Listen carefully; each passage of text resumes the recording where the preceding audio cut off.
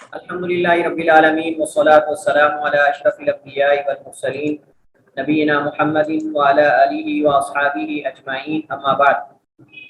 آج ہمارے پاس دو باب ہیں جن کو انشاءاللہ ہم پڑھیں گے۔ پہلا باب صلاۃ الجمعہ ہے اور دوسرا باب صلاۃ الخوف۔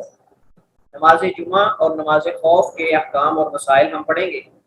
پہلے ہم مسائل پڑھتے ہیں، اس کے بعد انشاءاللہ احادیث کی طرف چلیں گے، اور کچھ حدیث ہم یہاں ان کے ضمن میں مسائل کے ضمن میں ہی انشاءاللہ پڑھیں گے اور ان کی وضاحت کریں گے۔ سب سے پہلے ہمارے پاس جمعہ کے احکام اور مسائل ہیں، اس کی وجہ تسمیہ، جمعہ کو جمعہ کیوں کہتے ہیں، اور اس کے بعد اس کا حکم اور اس کا وقت اور دیگر مسائل جو انشاءاللہ پڑھیں گے۔ تو نماز جمعہ کو مسلمانوں کے اکٹھا ہونے کے سبب جمعہ کہا جاتا ہے۔ نماز جمعہ مسلمانوں کے اکٹھا ہونے کے سبب اسے جمعہ کہا جاتا ہے۔ اور مسلمانوں کے جو اجتماعات ہیں، اسلامی اجتماعات، وہ تین طرح کے ہیں۔ کچھ ایسے ہیں جو محلی ہیں، کچھ ایسے ہیں جو علاقائی ہیں، اور کچھ ایسے ہیں جو انٹرنیشنل ہیں۔ محلی یعنی جس میں اہل محلہ محلے کی مسجد میں اکٹھے ہوتے ہیں، جیسا کہ 5 فرض نمازیں ہیں۔ اور علاقائی جس میں پورے ملک کے مسلمان اپنے اپنے علاقے کی مساجد یا خاص مقامات میں اکٹھے ہوتے ہیں، جیسا کہ جمعہ ہے، عیدین کی نماز وغیرہ ہے، یہ علاقائی ہے۔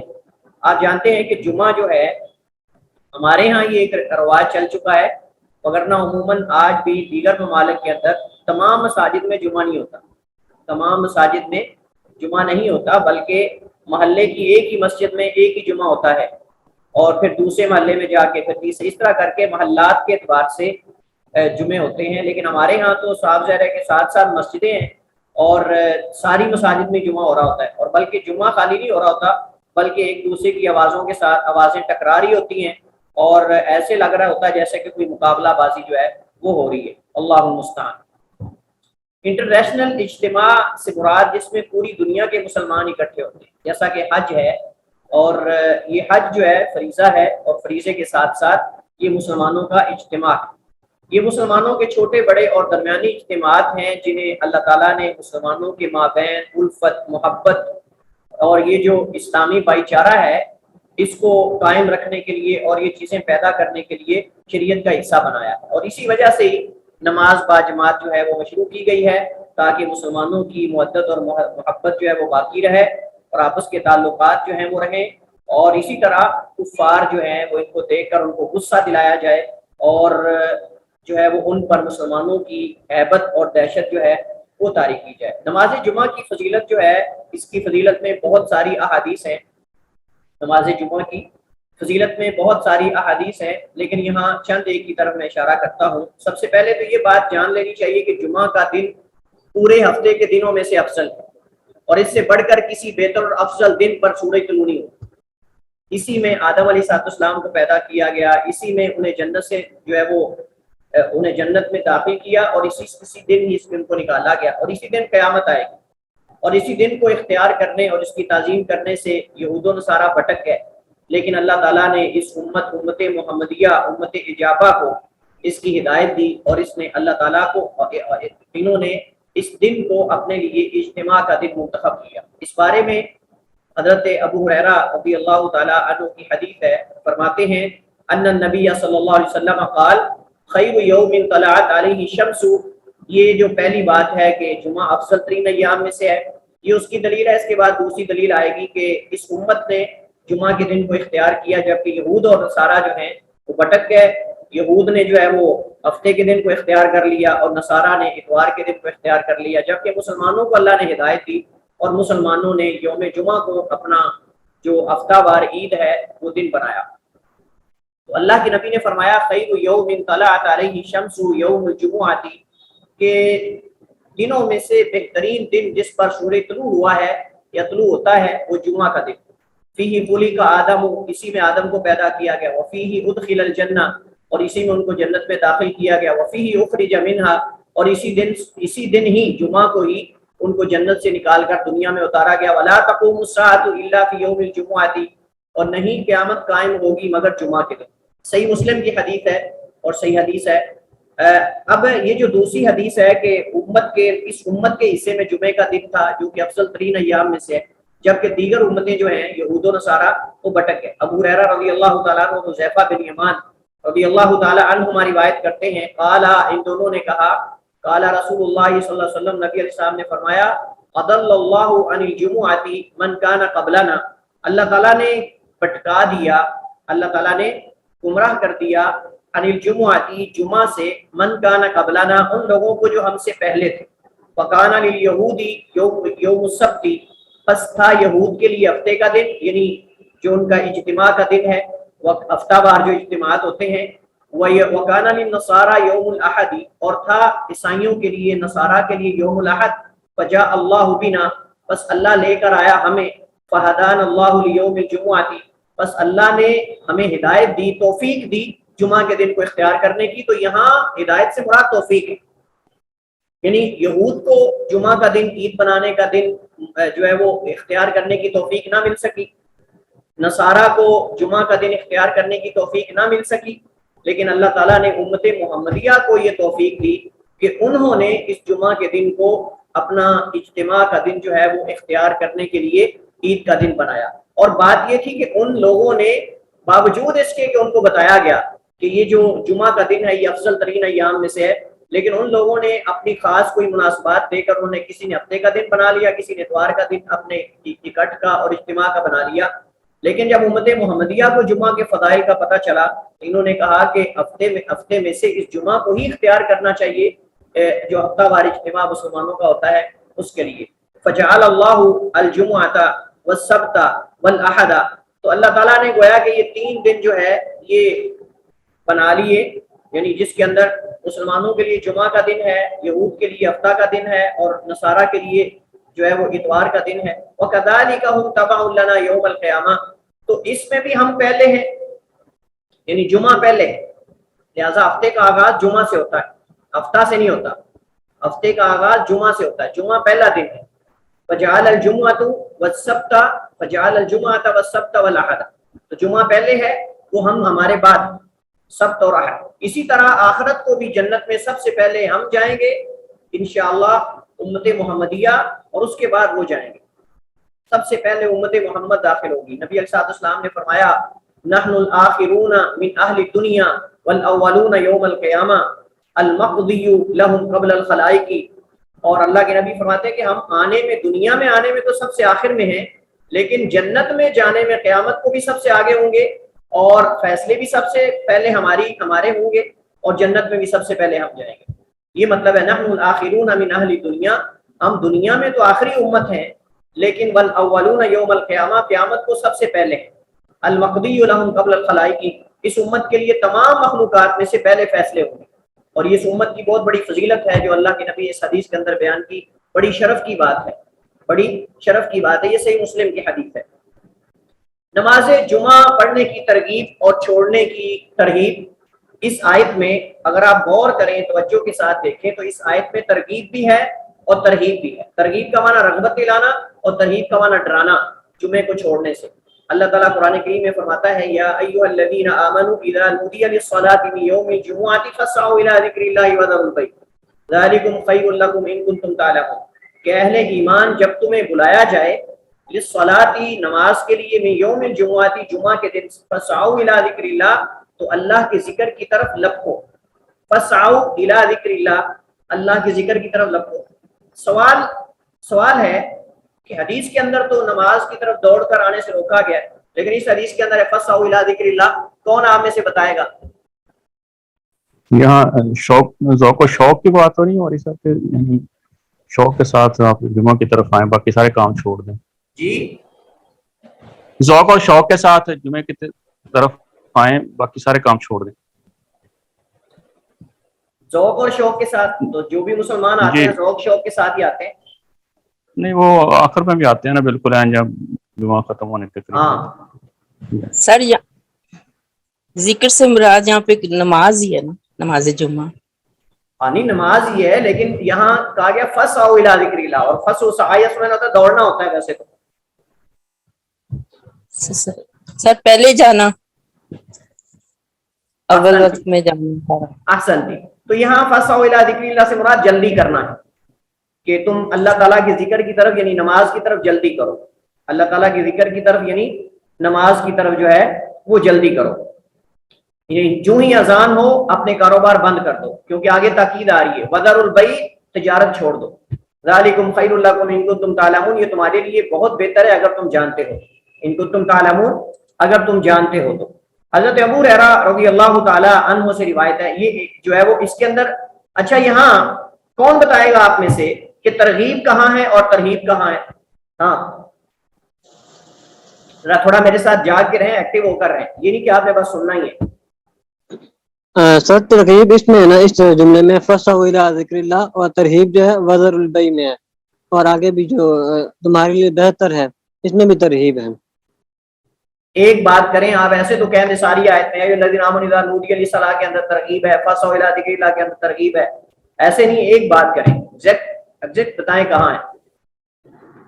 ذالکم خیر لکم ان کنتم تعلمون. ذالکم خیر لکم تو ترغیب ہے.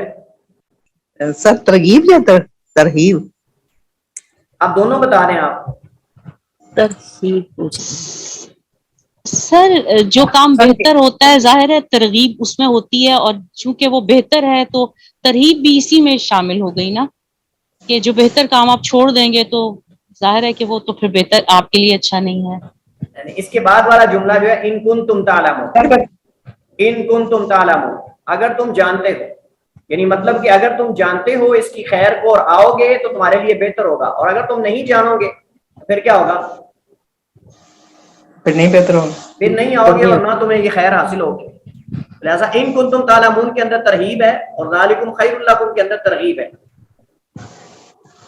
اور یہ اصل میں ان کنتم تعلمون لوٹ خیر کی طرف ہی رہا ہے, کہ اگر خیر کا تم جو ہے وہ اگر اس خیر کو سمجھتے ہو, خیر چاہتے ہو تو پھر آؤ, اور اگر نہیں چاہتے تو ٹھیک ہے, پھر تمہیں ایک بہت بڑی خیر سے محروم ہو جاؤ گے. بہرحال آگے باقاعدہ اس حوالے سے حدیث آ رہی ہے. عن ابی ہریرہ رضی اللہ تعالی عنہ قال قال رسول اللہ صلی اللہ علیہ وسلم, ابو ہریرہ رضی اللہ تعالی عنہ روایت کرتے ہیں, فرماتے ہیں رسول اللہ صلی اللہ علیہ وسلم نے فرمایا, من توضأ فاحسن الوضوء ثم اتى الجمعة فاستمع وانصت غفر له ما بينه وبين الجمعة وزيادة 3 أيام ومن مس الحصى فقد لغى. کہ نبی صلی اللہ علیہ وسلم ہے کہ جس نے وضو کیا, اچھی طرح وضو کیا, پھر جمعے کے لیے آیا, فاستمع کان لگا کے سنا, وانصت خاموشی کے ساتھ سنا, غفر له ما بینہ وبین الجمعۃ, اس کے لیے اس جمعے سے اگلے جمعے تک جتنے گناہ معاف کر دیے جائیں گے, وزیادۃ 3 ایام, اور مزید 3 دن, اور مزید 3 دن. ومن مس الحصى, اور جس نے کینکریوں کو چھوا, کینکریوں کے ساتھ کھیلا یا ان کے ساتھ جو ہے وہ متوجہ ہوا, فقد لغا, تو اس نے لغو بات کی, جو کینکریوں کو چھوئے ان کے ساتھ مصروف ہو جائے, خطبے کو چھوڑ دے, تو اس نے ایک فضول اور مکروہ کام کیا. وعن الحکیم ابن مینا ان عبد اللہ ابن عمر و ابا ہریرہ حدثاه انہما سمع رسول اللہ صلی اللہ علیہ وسلم یقول علی اعواد منبرہ. یہ حدیث بھی ہمارے پاس باب کی پہلی حدیث ہے, یہ باب کی پہلی حدیث ہے, باب صلاۃ الجمعہ.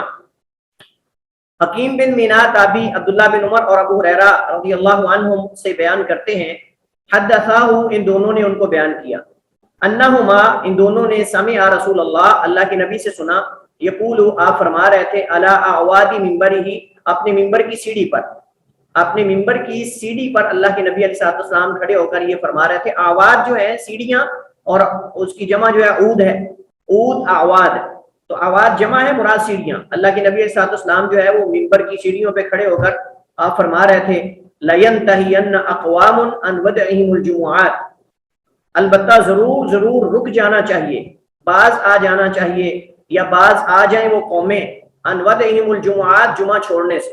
وَدَعَ يَدَعُ سے وَدْعًا, وَدَعَ يَدَعُ سے وَدْعًا و وَدَعًا, دونوں طرح مستعمل ہے. تو یہ مصدر ہے جس کا معنی ہے چھوڑنا. ما ودعک ربک وما قلی, آپ سورہ ضحیٰ کے اندر پڑھتے ہیں, ما ودعک ربک وما قلی, وہاں بھی تیرے رب نے تجھے چھوڑا نہیں ہے, ما ودعک ربک, نہیں چھوڑا تیرے رب نے, اور یہ اسی سے ہے. البتہ ضرور باز آ جانا چاہیے, رک جانا چاہیے. اقوام, ان قوموں کو, ان ودعہم الجمعات, جمعے چھوڑنے سے. تو یہاں الجمعات جمع ہے, اس کا مطلب ایک جمعہ چھوڑنے کی وعید یہ نہیں, جیسے بعض علماء کرام فرماتے ہیں یہ وعید ایک سے زائد اگر کوئی جمعے چھوڑتا ہے. بعض حدیث کے اندر 3 جمعوں کا ذکر ہے, بعض حدیث میں 3 جمعوں کا ذکر ہے کہ جو 3 جمعے چھوڑ دیتا ہے اللہ اس کے دل پہ مہر لگا دیتا ہے، پھر وہ غافلوں میں سے ہو جاتا ہے۔ او لیختمن اللہ قلوبہم او لیختمن اللہ علی قلوبہم، یا پھر اللہ تعالیٰ مہر لگا دے گا علی قلوبہم، ان کے دلوں پر۔ اور مہر لگانے کا مطلب یہ نہیں ہے کہ وہ جو ہے وہ کوئی خاص قسم کی مہر سٹیمپ ہے، اس سے مراد یہ ہے کہ اللہ تعالیٰ ان دلوں کو بند کر دیتا ہے، پھر وہ نہ تو سننا ان کو فائدہ دیتا ہے اور نہ ان کو کوئی جو ہے وہ ذکر فائدہ دیتا ہے۔ یعنی ان کو کوئی چیز اگر سنائی جائے تو سنتے نہیں، اگر دکھائی جائے نشانیاں اور آیات تو وہ دیکھتے نہیں، یعنی وہ آیات بینات سے بالکل جو ہے وہ فائدہ نہیں اٹھاتے، فائدہ نہیں پھر اٹھا سکتے چاہے ان کو آپ ذکر کرتے بھی ہیں۔ ثم لیکونن من الغافلین، پھر وہ ہو جائیں گے غافلوں میں سے۔ تو یہ وعید ہے جمعہ چھوڑنے کے لیے کہ اس بندے کے دل پر جو ہے وہ مہر لگا دی جاتی ہے، اس بندے کے دل پر مہر لگا دی جاتی ہے جس کے سبب وہ سنتا تو ہے لیکن فائدہ نہیں اٹھاتا، دیکھتا تو ہے لیکن فائدہ نہیں اٹھاتا، ایسی سما ایسی بصر ہے کہ جس سے فائدہ نہیں، جیسے اللہ نے صم بکم عمی فہم لا یرجعون۔ وعن ابی الجعد الضمری رضی اللہ عنہ وکانت لہ صحبۃ، ابو الجعد الضمری رضی اللہ تعالی عنہ روایت کرتے ہیں اور انہیں اللہ کے نبی کی صحبت حاصل ہے، یعنی صحابی ہیں۔ ان رسول اللہ صلی اللہ علیہ وسلم قال، بے شک رسول اللہ صلی اللہ علیہ وسلم نے اس پچھلی حدیث کے فوائد انشاءاللہ جب وہاں پڑھیں گے تو ساتھ ساتھ ذکر کریں گے۔ نبی علیہ الصلوۃ والسلام نے فرمایا من ترک ثلاث جمع تہاونا بها طبع اللہ علی قلبی، جس نے سستی کے سبب، کاہلی کے سبب، سستی کے سبب 3 جمعے مسلسل چھوڑ دیے، اللہ اس کے دل پہ مہر لگا دے گا۔ تو گویا کہ یہ گزشتہ حدیث کی جو ہے وہ تاکید ہے اور اس کی تخصیص ہے۔ اس کا مطلب یہ ہے کہ اگر کوئی 1 جمعہ چھوڑتا ہے یا 2 جمعے چھوڑتا ہے، گناہ تو ہے لیکن اس کے دل پر مہر نہیں لگائی جائے گی۔ مہر تب لگے گی جب 3 جمعے چھوڑے گا۔ اگر 2 جمعے چھوڑ دیتا ہے، توبہ کر لیتا ہے، واپس آ جاتا ہے تو انشاءاللہ اس کے لیے نہیں۔ 3 جمعے چھوڑ دے گا یا زیادہ چھوڑے گا تو اس کے لیے یہ مہر لگے گی اور یہ وعید اس کے لیے ہے۔ لیکن اس کا مطلب یہ ہرگز نہیں کہ پہلا چھوڑنے والا گناہ نہیں کر رہا، 1 جمعہ چھوڑنے والا بھی گناہ کر رہا ہے، 2 والا بھی، لیکن یہ مہر جو ہے یہ تیسرا جمعہ چھوڑنے کی صورت میں لگے گی اور یہ وعید ہے۔ اور اس سے پتہ چلتا ہے کہ جمعہ واجب ہے، اس سے پتہ چلتا ہے کہ جمعہ واجب ہے، چونکہ کسی واجب کے ترک پر وعید وارد ہوگی، کسی واجب کے ترک کرنے پر وعید اور سزا بیان کی جاتی ہے، کسی سنت یا نفل کے چھوڑنے پر جو ہے وہ سزا بیان نہیں کی گئی کسی بھی حدیث کے اندر۔ جمعہ کا حکم کیا ہے؟ ابن العربی المالکی رحمہ اللہ تعالی فرماتے ہیں کہ جمعہ اجماع امت کے ساتھ فرض عین ہے، یعنی اجماع امت، اس پر امت کا اجماع ہے کہ جمعہ جو ہے فرض عین ہے اور جمعے کے دلائل کتاب و سنت کے اندر ہے۔ جمعہ کے فرض ہونے کے دلائل گزر چکے ہیں، ابھی جو ہم نے پڑھا یہ حدیث جمعے کے فرض ہونے کی دلیل ہے، یہ حدیث جمعہ کے فرض ہونے کی دلیل ہے، اور قرآن کی آیت جو ہے وہ بھی جمعہ کے فرض ہونے کی دلیل ہے، چونکہ یہاں وعید وارد ہوئی ہے اور وعید وارد ہونے کا مطلب یہ ہے کہ یہ واجب ہے، اس وجہ سے چھوڑنے والے کے لیے وعید وارد ہوئی ہے۔ وجہ استدلال یہ کہ جمعہ کی اذان کے وقت کاروبار بند کرنے کا حکم ہے اور جمعہ چھوڑنے کی وعید اور سزا سنائی گئی ہے، اور یہ سب کسی فرض چیز پر ہی ہوتا ہے، سنت پر نہیں۔ جمعہ کس پر فرض ہے؟ جمعہ ہر آزاد عاقل بالغ مقیم، ذرا توجہ کے ساتھ، جمعہ ہر آزاد عاقل بالغ مقیم اور اس میں حاضر کی طاقت رکھنے والے مرد پر فرض، حاضری کی طاقت رکھنے والے، حاضر نہیں، حاضری کی طاقت رکھنے والے مرد پر فرض ہے، عورت پر نہیں۔ آگے آئیں گے جن پر جمعہ فرض نہیں۔ جمعہ کس پر فرض نہیں؟ غلام، بچے، بیمار اور عورت پر جمعہ واجب نہیں۔ غلام، بچے، بیمار اور عورت پر جمعہ واجب نہیں۔ اچھا یہاں دیکھیے آپ، کتنے خبیث و نفس وہ لوگ ہیں کہ جو اسلام کے اندر سے کیڑے نکالنے کی کوشش کرتے ہیں، حالانکہ کیڑے ہیں، یعنی کہتے ہیں کہ عورت کے ساتھ زیادتی ہے، اسلام عورت کو حقوق نہیں دیتا، اسلام عورت کو، آپ دیکھیں کہ عورت کی عزت کو محفوظ کرنے کے لیے اسلام نے نماز با جماعت جو ہے اس پر مشروع نہیں کی۔ مشروع کا مطلب یہ ہے کہ اس کو واجب قرار نہیں دیا جیسے مردوں کے لیے واجب قرار دیا، حتیٰ کہ جمعہ بھی عورتوں کے لیے واجب قرار نہیں دیا، سنت ہے، مستحب ہے اگر کوئی جانا چاہے تو۔ یہاں ان کو نظر نہیں آتا کہ مردوں کو مسجد میں جانے کا حکم ہے 5 وقت اور جمعے کے وقت، لیکن عورتوں کو آزادی ہے اس مسئلے کے اندر، یعنی شریعت نے چھوٹ دی ہے، رخصت دی ہے۔ یہ ایسی چیزیں نظر نہیں آتی ان کو، لیکن کہتے ہیں جی اس کا حصہ کیوں کم ہے، فلاں چیز کیوں کم ہے، اس طرح کے اعتراضات کیے جاتے ہیں۔ تو شریعت نے جو رخصتیں دی ہیں عورت کو مرد کے مقابلے میں اتنی زیادہ، ان کی طرف نظر نہیں ڈالتے یہ لوگ۔ وعن طارق ابن شہاب عن النبی صلی اللہ علیہ وسلم، طارق ابن شہاب بیان کرتے ہیں نبی علیہ الصلوۃ والسلام سے، قال، آپ نے فرمایا، الجمعۃ حق واجب علی کل مسلم فی جماعۃ الا اربعۃ، جمعہ جو ہے وہ ایک واجب شدہ حق ہے ہر مسلمان پر، فی جماعت یعنی جماعت کی صورت میں، الا اربعۃ مگر 4 لوگوں پر، یعنی جماعت میں آنا اور مسجد میں آ کے پڑھنا نماز با جماعت کے ساتھ اور گروہ کے ساتھ اجتماع کے اندر یہ واجب ہے، مگر 4 لوگوں پر نہیں، عبد مملوک غلام، اب امرأۃ یا عورت، او صبی یا بچہ، او مریض یا بیمار۔ اس حدیث کو امام ابو داود نے روایت کیا ہے، اور امام نووی اور البانی اور اس کے علاوہ دیگر ائمہ نے اس حدیث کو اہل علم نے صحیح قرار دیا ہے۔ اگر بالفرض یہ حدیث صحیح نہ بھی مانی جائے، کیونکہ بعض لوگ اس کی صحت پہ اعتراض کرتے ہیں، کہتے ہیں جی حدیث یہ صحیح نہیں، اگر بالفرض حدیث صحیح نہ بھی مانی جائے تو بھی عورت کو اسے مستثنا قرار دیا جائے گا، کیونکہ نماز جمعہ بھی فرض نمازوں کی طرح ہی ہے، تو جب فرض نمازیں عورت کے لیے با جماعت پڑھنا واجب نہیں تو جمعہ بھی واجب نہیں، لیکن اگر کوئی عورت جانا چاہے تو اسے روکنا بھی جائز نہیں، خصوصاً جب کسی فتنے کا ڈر نہ ہو۔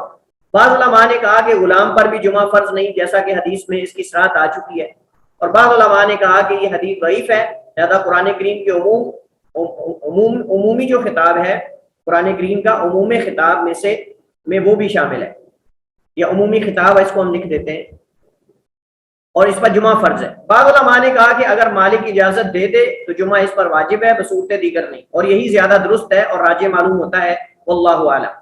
سوال، کیا عام ملازم اور گھریلو خادم وغیرہ اس میں شامل ہیں؟ یعنی غلام پر قیاس کرتے ہوئے کیا عام ملازم اور گھریلو خادم وغیرہ جو ہیں وہ بھی غلام کے حکم میں آتے ہیں؟ تو صحیح بات یہ ہے کہ جو ملازم اور جو خادم وغیرہ ہیں یہ غلام کے حکم میں نہیں آتے۔ کیوں نہیں آتے جی؟ یہ جواب سوال آپ سے۔ سر جو غلام ہوتا ہے وہ تو ملکیت ہوتا ہے اپنے آقا کی، وہ عرب میں یہی تھا کہ جو چاہے سلوک کرے، جیسے ایک بکری خرید لی تو اس کا مالک ہے تو بس ایسے ہی غلام کی حیثیت ہوتی تھی۔ اسلام میں بھی ان کے کچھ حقوق نصف ہیں، تو جبکہ گھریلو ملازم جو ہوتے ہیں وہ اس میں داخل نہیں ہیں، ان کے مطلب وہ آزاد ہیں۔ غلام جو ہے وہ اپنے مالک کی اجازت کے بغیر تصرف نہیں کر سکتا، غلام اپنے مالک کی اجازت کے بغیر تصرف نہیں کر سکتا، جبکہ گھریلو خادم جو ہے، ملازم جو ہوتا ہے، وہ تو صرف ایک ڈیوٹی کر رہا ہے عارضی، یعنی وہ اپنی اجرت لے رہا ہے، اور اس کے بعد وہ غلام تو نہیں نا کسی کا۔ یہ الگ بات ہے کہ بعض مالکان جو ہیں وہ خادموں کو، ملازموں کو اپنا غلام سمجھتے ہیں، غلاموں والا سلوک کرتے ہیں، حالانکہ ایسا نہیں ہے، اور نہ ایسا کرنا چاہیے کہ ان کو غلام سمجھا جائے یا غلاموں والا ان کے ساتھ سلوک کیا جائے، گھریلو خادموں کے ساتھ یا ملازموں کے ساتھ۔ یہ طرز عمل بالکل صحیح نہیں ہے، اسلام ہمیں اس کی قطعاً بھی تعلیم نہیں دیتا۔ تو برابر کرنا اور قیاس کرنا یہ صحیح نہیں ہے، لہٰذا ملازم اور گھریلو خادم وغیرہ جو بھی ہیں سب پر جمعہ فرض ہے۔ اور دوسری بات یہ ہے کہ ہم یہ کہہ سکتے ہیں کہ آج کل سب پہ جمعہ فرض ہے، مردوں میں سے سب پہ ہے، یعنی اللہ کے کوئی عذر ہو جیسا کہ سفر ہے یا بیماری وغیرہ ہے، کیونکہ غلام تو ہے نہیں، غلام تو آج کل ہے نہیں، تو اس وجہ سے یہ سلسلہ فی الحال تو ختم ہے۔ اسی طرح مسافر پر بھی جمعہ فرض نہیں، کیونکہ رسول اللہ صلی اللہ علیہ وسلم نے اپنے تمام اسفار میں باوجود اپنے ساتھ صحابہ کرام کا جمع غفیر ہونے کے جمعہ کی نماز نہیں پڑھی۔ آپ اکٹھے ہوتے تھے لیکن آپ نے جمعہ نہیں پڑھا۔ اسی طرح جن کے لیے کسی عذر کے سبب نماز باجماعت میں حاضر ہونا ضروری نہیں، ان کے لیے جمعہ میں حاضر ہونا بھی ضروری نہیں ہے۔ جمعہ کی نماز کے حوالے سے اس آج کے یعنی جو پہلا ہمارا موضوع ہے حکم کے حوالے سے یا یہ چیزیں، اس میں کچھ تنبیہات ہیں۔ سب سے پہلی بات تو یہ ہے کہ جمعہ کے دن جمعہ کا وقت داخل ہونے سے قبل اور داخل ہونے کے بعد سفر کرنا جائز ہے۔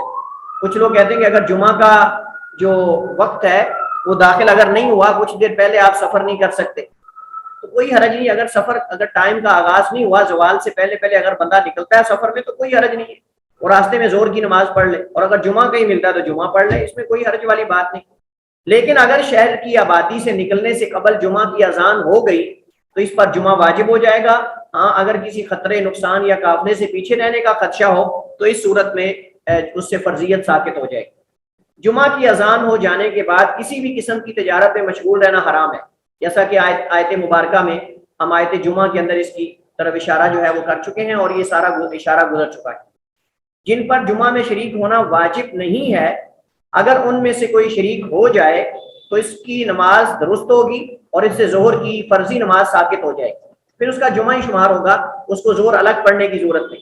لیکن اگر وہ شریک نہ ہو تو ان پر ظہر کی نماز ادا کرنا واجب ہے، اور اس کی ادائیگی میں جمعہ کے ختم ہونے یا نہ ہونے کی شرط نہیں لگائی جائے۔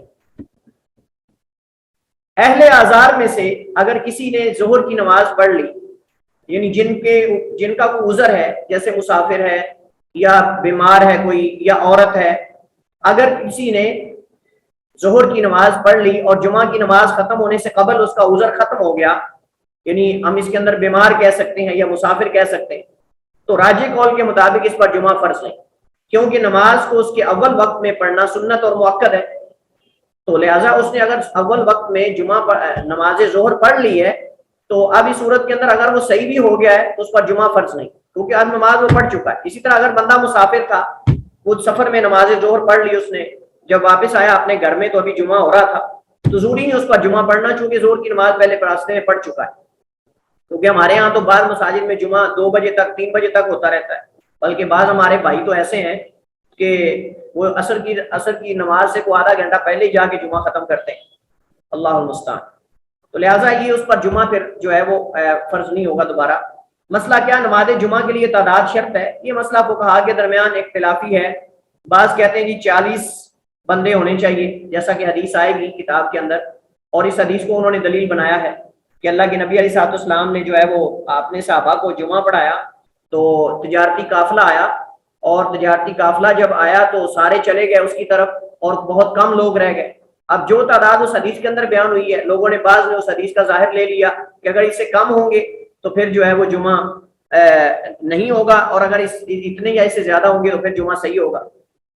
تو بعض نے 40 آدمی ہونے کی شرط لگائی ہے، بعض نے جو ہے وہ اس سے کم 50 کی، بعض نے جو ہے وہ 3 کی قید لگائی ہے، کیونکہ کم از کم 3 کی جماعت ہوتی ہے۔ خلاصہ یہ ہے اس مسئلے میں تقریباً 15 کے قریب اقوال، جن کی شریعت میں کوئی ایک بھی معتبر دلیل نہیں ہے، اور نہ ہی تعداد متعین کرنے میں کوئی صحیح حدیث مروی ہے۔ راجح یہی ہے اگر کہیں 2 لوگ بھی ہیں تو وہ جمعہ کی نماز ادا کریں گے، کیونکہ عربی میں کم از کم آدمیوں پر جماعت کا 2 آدمیوں پر جماعت کا اطلاق ہوتا ہے، ایک خطبہ سنے گا اور ایک جو ہے وہ خطبہ دے گا، کوئی حرج نہیں ہے۔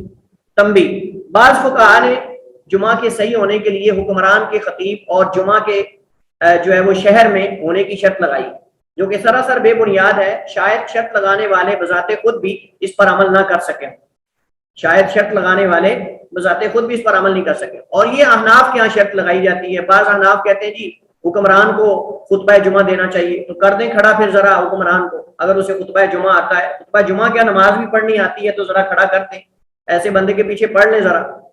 اور دوسری بات یہ ہے کہ جو لوگ یہ کہتے تھے کہ شہروں میں جمعہ ہونا چاہیے، آج ان کا موقف جو ہے بدل گیا ہے، آج ترقی کے ساتھ ساتھ ان کا موقف بدل گیا ہے، لیکن افسوس کی بات یہ ہے کہ جو صحیح احادیث کے خلاف ان کے موقف ہیں اس کو نہیں بدلا، لیکن یہ انہوں نے موقف جہاں ان کی مصلحت تھی، فائدہ تھا، اس کو بدل لیا۔ اگر جمعہ نہیں ہر مسجد میں کریں گے تو چندہ نہیں آئے گا، فنڈنگ نہیں ہوگی، اس وجہ سے انہوں نے کیا کیا، پہلے کہتے ہیں شہروں میں ہونا چاہیے، دیہاتوں میں نہیں ہونا چاہیے، اب دیہاتوں میں کیا، دیہات کے ہر محلے ہر مسجد کے اندر جمعہ پڑھا رہے ہیں، اور مقصد یہ ہے کہ اگر جمعہ نہیں ہوگا مسجد میں فنڈ ہی نہیں ہوتا، لوگ ہی نہیں اکٹھے ہوتے، جمعہ کے دن ہی تو فنڈ ہوتا ہے، زیادہ جمعہ اگر بند کر دیں گے تو فنڈنگ کہاں سے ہوگی؟ یہ سلسلہ چل رہا ہے۔ تو دنیا کی خاطر اور اس مطلب کی خاطر جو ہے موقف اپنا بدل لیتے ہیں، لیکن حدیث نبی کی خاطر اپنا موقف اور اپنے امام کے قول کو جو ہے چھوڑنے کو تیار نہیں ہے، اور یہ بہت بڑا المیہ ہے، اور یہ قابل افسوس اور قابل منامت یہ حرکت اور یہ جو ہے وہ رویہ ہے۔ نماز جمعہ کا وقت، نماز جمعہ کے وقت کے بارے میں جو فقہا کے درمیان اقوال پائے جاتے ہیں، مشہور قول 2 ہیں، مشہور قول 2 ہیں۔ ایک قول جو ہے وہ جمہور علماء کا ہے، جو کہ زوال کے بعد کا ہے، یعنی ظہر کی نماز کا وقت ہی اصل میں جمعہ کا وقت ہے، جب تک ظہر کی نماز کا وقت چلتا ہے تب تک جمعہ پڑھا جا سکتا ہے، اور جب ظہر کی نماز کا وقت شروع ہوتا ہے تب سے جمعہ شروع کیا جائے گا۔ بعض علماء جن میں جو ہے وہ حنابلہ کا مذہب ہے اور مالکیہ کا مذہب ہے، وہ کہتے ہیں کہ زوال سے پہلے بھی جمعہ ہو سکتا ہے، زوال کا اول وقت، جمعہ کا اول وقت زوال سے پہلے ہے، لیکن افضل وقت جو ہے وہ زوال کے بعد ہے۔ یہ موقف ان کا بھی ہے۔ ہم کہتے ہیں کہ جب آپ افضل مانتے ہو کہ افضل وقت جو ہے وہ زوال کے بعد ہے، تو پھر آپ جمہور کے ساتھ کیوں نہیں ہو جاتے، پھر افضل پہ عمل کیوں نہیں کرتے؟ تو وہ کہتے ہیں جی صحابہ کرام فرماتے ہیں کہ ہم جب جمعہ پڑھ کے نکلتے تھے تو ابھی دیواروں کا سایہ نہیں ہوتا تھا، تو اس کا مطلب یہ ہرگز نہیں کہ دیواروں کا سایہ بالکل نہیں ہوتا تھا، مطلب بہت زیادہ نہیں ہوتا تھا۔ یہ تعویل کی جائے گی اس حدیث کی، اور تعویل صحیح ہے یہ، یعنی اتنا سایہ نہیں ہوتا تھا کہ آدمی ان کے نیچے بالکل سائے کے نیچے چل سکے. البتہ صحابہ کہتے ہیں ہم سایہ تلاش کرتے تھے, یعنی سائے کے نیچے چلنے کی کوشش کرتے, اس کا مطلب سایہ ہوتا تھا لیکن کم ہوتا. لیکن یہ تو اس کا مطلب نہیں ہے کہ جو ہے وہ بالکل سایہ نہیں ہوتا. تو یہ کہتے ہیں کہ جی جو نماز جمعہ کا وقت ہے وہ جو عیدین کا وقت ہے نا, نماز عیدین کا, کہ جب سورج طلوع ہو کر تقریباً ایک نیزے کے فاصلے پہ بلند ہو جائے آسمان میں, جو عید کا وقت ہوتا ہے نماز عیدین کا, اب دوسرے لفظوں میں کہہ سکتے ہیں نماز اشراق کا, نماز ضحیٰ کا, تو کہتے ہیں وہ وقت جو ہے وہ نماز جمعہ کا ہے, اس میں بھی جمعہ پڑھا جا سکتا ہے. تو آپ کریں بات ذرا کہ اگر آپ نماز اشراق کے وقت میں جمعہ شروع کرتے ہیں تو کیا خیال ہے, زوال تک ہو جائے گا پورا, اور پھر یہ ہے کہ بیچ میں زوال کا وقت جو مانع اوقات میں سے وہ آتا ہے, اس وقت کیا کریں گے آپ؟ بیچ میں زوال کا وقت جس میں نماز پڑھنے سے روکا گیا, جس میں نماز عین زوال کے وقت جب سورج درمیانے آسمان میں آتا ہے تو اس وقت تو نماز پڑھنے سے روکا گیا. تو اگر جمعہ کی نماز کا وقت ہی وہ آ جائے تو پھر کیا کیا جائے گا؟ اس وجہ سے صحیح بات یہ ہے کہ احادیث اسی بات کی طرف اشارہ کرتی ہیں کہ نماز جمعہ کے وقت کا آغاز زوال کے بعد ہوتا ہے, شروع نوال سے پہلے نہیں ہوتا, اور یہی راجح ہے. باقی جن حدیث سے انہوں نے استدلال کیا ہے وہ استدلال کمزور ہے, کیونکہ ان حدیث کے اندر صرف یہ ہے کہ ہم جو ہے وہ سایہ تلاش کرتے تھے, لیکن سایہ مطلب کہ ابھی تک بہت کم ہوتا تھا. تو ٹھیک ہے کم ہوتا, لیکن یہ تو نہیں کہ بالکل نہیں ہوتا. حضرت انس بن مالک رضی اللہ تعالی عنہ روایت کرتے ہیں, فرماتے ہیں ان نبی صلی اللہ علیہ وسلم کان یصلی الجمعہ حین تمیل الشمس, اللہ کے نبی علیہ السلام جمعہ کی نماز پڑھتے جب سورج ڈھل جاتا. اب اس سے بڑی اور حدیث کیا ہو سکتی واضح, جب سورج جو ہے وہ ڈھل جاتا. باقی ان کے جو دلائل ہیں ان کی طرف انشاءاللہ اشارہ کریں گے جب کتاب سے حدیث پڑھیں گے. آٹھواں مسئلہ یہ ہے کہ نماز جمعہ کی رکعات کی تعداد, جمعہ کی نماز 2 رکعت ہے جسے امام کے ساتھ ادا کرنا ضروری ہے. پہلی رکعت سورۃ الفاتحہ کے ساتھ سورہ جمعہ اور دوسری میں سورۃ المنافقون پڑھی جائے گی, یا پہلی میں سورۃ الاعلیٰ اور دوسری میں سورۃ الغاشیہ پڑھنا مستحب ہے لیکن واجب نہیں. کوئی اور بھی امام اگر چاہے موضوع کی مناسبت سے کوئی اور آیات بھی پڑھنا چاہے جمعے کے موضوع کی مناسبت سے تو وہ بھی پڑھی جا سکتی انشاءاللہ, اس میں کوئی حرج نہیں. نوواں مسئلہ یہ کہ نماز جمعہ کا بعد حصہ امام کے ساتھ پانے والے کی نماز کا حکم کیا ہے, کیا اس کی نماز ہو جائے گی یا نہیں ہوگی؟ تو جب کسی نے امام کے ساتھ 1 رکعت پا لی اس نے پوری نماز کا اجر پا لیا, لہٰذا اسے چاہیے کہ وہ امام کے ساتھ سلام پھیرنے کے بعد دوسری رکعت پوری کر لے, انشاءاللہ اس کو جمعہ کا اجر مل جائے گا. البتہ افضلیت سے محروم ہو جائے گا, البتہ افضلیت سے اور افضل اجر سے محروم ہو جائے گا. وہ جو افضلیت ہے جمعے کی, ثواب جو پہلے آنے والے کا ہے اس سے یہ محروم ہو جائے گا اور جمعہ اس کا ہو جائے گا. جیسا کہ حضرت ابو ہریرہ رضی اللہ تعالیٰ عنہ کی حدیث ہے, فرماتے ہیں ان رسول اللہ صلی اللہ علیہ وسلم قال, بے شک نبی علیہ السلام نے فرمایا, من ادرک رکعۃ من الصلاۃ فقد ادرک الصلاۃ, جس نے کسی نماز کی 1 رکعت پا لی اس نے گویا کہ نماز کو پا لی, یعنی باقی نماز پوری کر لے. کہ حدیث میں آتا ہے وما ما ادرکتم فصلوا وما فاتکم فاتموا, جو تم امام کے ساتھ پا لو وہ پڑھ لو اور جو رہ جائے وہ پوری کر لو. تو اسے امام بخاری اور مسلم نے روایت کیا اور صحیح ترین حدیث ہے یہ.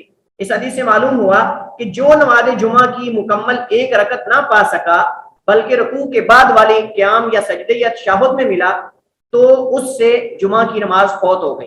لہٰذا اسے چاہیے کہ ظہر کی نماز 4 رکعت پڑھے, 2 رکعت نہ پڑھے. مسئلہ سمجھ آ گیا؟ اگر ایک پوری رکعت امام کے ساتھ پائی ہے یا رکوع کے اندر مل گیا ہے, چونکہ موقف موجود ہے علماء کا, مدرک رکوع کی نماز ہو جاتی ہے, جیسا کہ ہم مسئلہ یہ پڑھ چکے ہیں.